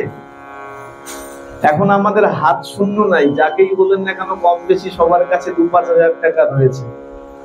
আর সেই সময় চিন্তা করে দেখুন, যখন প্রভু আজ্ঞা দিয়েছেন আমাকে মলয়জ চন্দন এনে দাও, তখন তিনি রয়েছেন বৃন্দাবনে, আর আজ্ঞা দিয়েছেন উড়িষ্যা থেকে গিয়ে চন্দন আনার জন্য। আর না তো তখন কোনো সাধন ছিল, না তো গাড়ি ঘোড়া ছিল যে যাতে উঠে বসলে পরে কিছুক্ষণের মধ্যে পৌঁছে যাবে। আর তাতেও কেমন বলে এমন এমন পথ দিয়ে গেছে যেগুলো ছিল ম্লেচ্ছ দেশ। এত কিছু চিন্তা করে প্রভু আবার বিচার করছেন, এই যে ম্লেচ্ছ দেশ আছে সেখান থেকে যদি আবার চন্দন নিয়ে আবার যদি আমার কাছে আসার চেষ্টা করে তাহলে তো অনেক বাধা পাবে। ম্লেচ্ছ দেশে কর্পূর চন্দন আনিতে জঞ্জাল, পুরী দুঃখ পাবে ইহা জানিয়া গোপাল। মহা দয়াময় প্রভু ভক্ত বৎসল, চন্দন করি ভক্ত শ্রম করিল সফল। ভগবান অনেক বিচার করলেন যে আমার ভক্তের অনেক পরিশ্রম হচ্ছে, একবার তো এতদূর পদব্রজে গিয়েছেন, এখন আবার এত ভারী চন্দন এত কিছু এনে আবার আমাকে চন্দনের প্রলেপ দেবে, তাতে ম্লেচ্ছ দেশ পড়ছে মাঝখানে, এত কষ্ট সম্ভব না। তাই কি করলেন, ওই গোপীনাথই স্বপ্নাদেশ দিয়ে ভগবান গোপীনাথের অঙ্গে চন্দন নিয়ে ভক্ত শ্রম করিল সফল। ভক্তের যেন কষ্ট না হয়, আর যে কষ্ট করেছে সেটা যেন সার্থক হয়, তার জন্য তিনি সেই চন্দন গ্রহণ করে নিলেন। পরম বিরক্ত মৌনী সর্বত্র উদাসীন, গ্রাম ও বার্তা ভয়ে দ্বিতীয় সঙ্গীহীন। আর হেনজন গোপালের আজ্ঞামৃত পাইয়া, সহস্র ক্রোশ আসি বলি চন্দন মাগিয়া। ভোগে রহে তবু অঙ্গ তবু অন্ন মাগিয়া না খায়, হেনজন চন্দন ভার বহি লইয়া যায়। আর এই মাধবেন্দ্রপুরী কেমন বলছে, যিনি অযাচক বৃত্তি আছেন, যিনি অন্ন মেগে খায় না, কোনো আহার্য দ্রব্য মেগে গ্রহণ করে না, অধিকাংশ দিন যিনি উপবাসে থাকে, আর চিন্তা করুন সেই ভক্ত গেছে চন্দন বহন করে আনার জন্য। ভগবানের প্রতি কতটা ভক্তি থাকলে এটা সম্ভব? বলে আমরা তো একদিন একাদশী করলে পরেই পরের দিন মনে হয় দুর্বল হয়ে গেছে, একাদশী করলে মনে হয় পরের দিন উঠে মাথা ঝিমঝিম করছে, শরীর যেন কত দুর্বল লাগছে। বলে না, আজকে ঠাকুর আজকে আর বেশি কিছু রান্না করে দিতে পারছি না, এই রোজ রোজ তো অনেক খাও, পঞ্চ ব্যঞ্জন ভাজা লুচি পুরি খাও, আজকে একটু ডাল শুক্তোতেই সন্তুষ্ট থাকো, কালকে একাদশী আছে, দ্বাদশীর দিন একটু হালকা খাবার খাও, তাই তো? দুর্বল হয়ে যাই বলে আমরা। চিন্তা করুন এ কেমন ভক্ত। মাধবেন্দ্রপুরী একবার বিচার করলো না যে আমি যখন যাব পথে তো কত বন পড়বে, যেখানে এমনও পথ থাকবে যেখানে কোনো গ্রাম থাকবে না, সেখানে অযাচক বৃত্তি তো আমি এমনিতেই পালন করি, আর যেখানে কোনো ব্যক্তি নাই মনুষ্য নাই সেখানে আমাকে আহার কে দেবে, আমি খাবো কি? এ চিন্তাও করলেন না। তিনি কি করলেন, প্রভুর আদেশ পেয়েছেন তো একদম চলতে শুরু করেছেন। কেন? বলে মনের মধ্যে অনেক বড় শক্তি আছে। কি শক্তি? বলে ভক্তির শক্তি। কেমন শান্তি? তার শান্তি অনেক। বলে প্রভুকে চন্দন দিতে পারলে প্রভু শান্তি পাবে, এটাই হলো ভক্তের সব থেকে বড় শান্তি, এটাই হচ্ছে সব থেকে বড় প্রশান্তি। তাই তিনি চিন্তা করলেন না, ভোগে রহে তবু অন্ন মাগি না খায়, উপবাসে থাকে তাও অন্ন মেঘে খায় না। আর সে কি করেছেন, হেনজন চন্দন ভার বহি লয়ে যায়, সেরকম ব্যক্তি পর্যন্ত, সেই ভক্ত পর্যন্ত চন্দন বয়ে নিয়ে যাচ্ছে। বলে দেখো এমনি এমনি পরীক্ষা নেয়নি, উত্তম ভক্ত বলেই পরীক্ষা নিচ্ছে। আর কি, মনে চন্দন তলে বিশেষ কর্পূর, গোপালে পড়াইবে এই আনন্দ প্রচুর। যে কি বললাম না শান্তির কথা। বলে মনে চন্দন, এক মন, চিন্তা করুন এক মন কাঠের কত ওজন হতে পারে, আর তাতে অভুক্ত উপবাসী রয়েছেন, অভুক্ত থেকেও মনে চন্দন, শুধু চন্দন নয় সঙ্গে কর্পূর আছে, সেই কর্পূর চন্দন বয়ে নিয়ে চলে যাচ্ছেন। কেন? বলে মনের মধ্যে আনন্দ প্রচুর। কিসের আনন্দ? এই চন্দন নিয়ে গিয়ে ভগবানের অঙ্গে দেব। থাকে না কিছু কিছু ভক্ত দেখা যায় বাজার করে আর দাঁড়াতে চায়, যতই ডাকেন না কেন আপনি, যে করেই হোক সে পালিয়ে আসবে। কেন?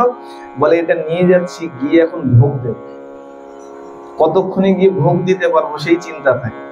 এই কারণে যতই আপনি বার্তালাপে জড়াতে চান না কেন, সে কিন্তু দাঁড়ায়। তাহলে যত তাড়াতাড়ি সম্ভব গিয়ে এখন ভগবানকে ভোগ দেবো, ভগবান পাবে, এটাই মনের শান্তি। আর মাধবেন্দ্রপুরীরও মনে সেই শান্তি, সেই বলছে এই আনন্দ প্রচুর। এই আনন্দ কি? চন্দনের প্রলেপ দেব ভগবানের গায়ে, আর সেই আনন্দ নিয়েই বেরিয়ে পড়েছেন। আর কি, উৎকলের দানি রাখে চন্দন দেখাইয়া, তাহা এড়াইল রাজপত্র দেখাইয়া। বলে দেখো এসছিল তো ভুখা উপবাসী, তাতে আবার কি চন্দন নিয়ে যাচ্ছে, হাতে কপরদক নাই, অর্থ নাই, কেউ আটকালে যে টাকা কড়ি দিয়ে ছাড়াবে তাও নেই, সঙ্গে কি আছে, রাজপত্র রয়েছে, যদি কোথাও ধরে ওই রাজপত্র দেখাবে, ছাড় পেয়ে যাবে। বলে বেশ, তুমি তো রাজপত্র পেলে, কিন্তু পথে যে নৌকা পার হতে হবে তার কপরদক কোথায়? এমনি এমনি তো তোমাকে পার করে দেবে না, তাহলে তার কপরদক কোথায়, তার জন্য ভরসা কি? বলছে ম্লেচ্ছ দেশ দুর্পথ জগতি অপার, কেমনে চন্দন নিব এ নাহি বিচার। বলে করি তো করি গেল, মাঝে যে ম্লেচ্ছ দেশ রয়েছে সেটা যে কি করে পার করব সেও চিন্তা নেই। করি তো নাই, নৌকা পারাপার কি করে করব সে চিন্তাও নাই। আর বলে ম্লেচ্ছ দেশ যে পার হয়ে যাব, সেটা যে পার হবো কি করে তারও কোনো চিন্তা নেই। কোনো চিন্তা নাই মনের মধ্যে, বেরিয়ে গেছে চন্দন আনার জন্য। সঙ্গে এক বট নাহি ঘাটি দান দিতে, একটাও করি নেই, ঘাটি পার হতে যে করি দেবে তার জন্য এক বট করি নাই।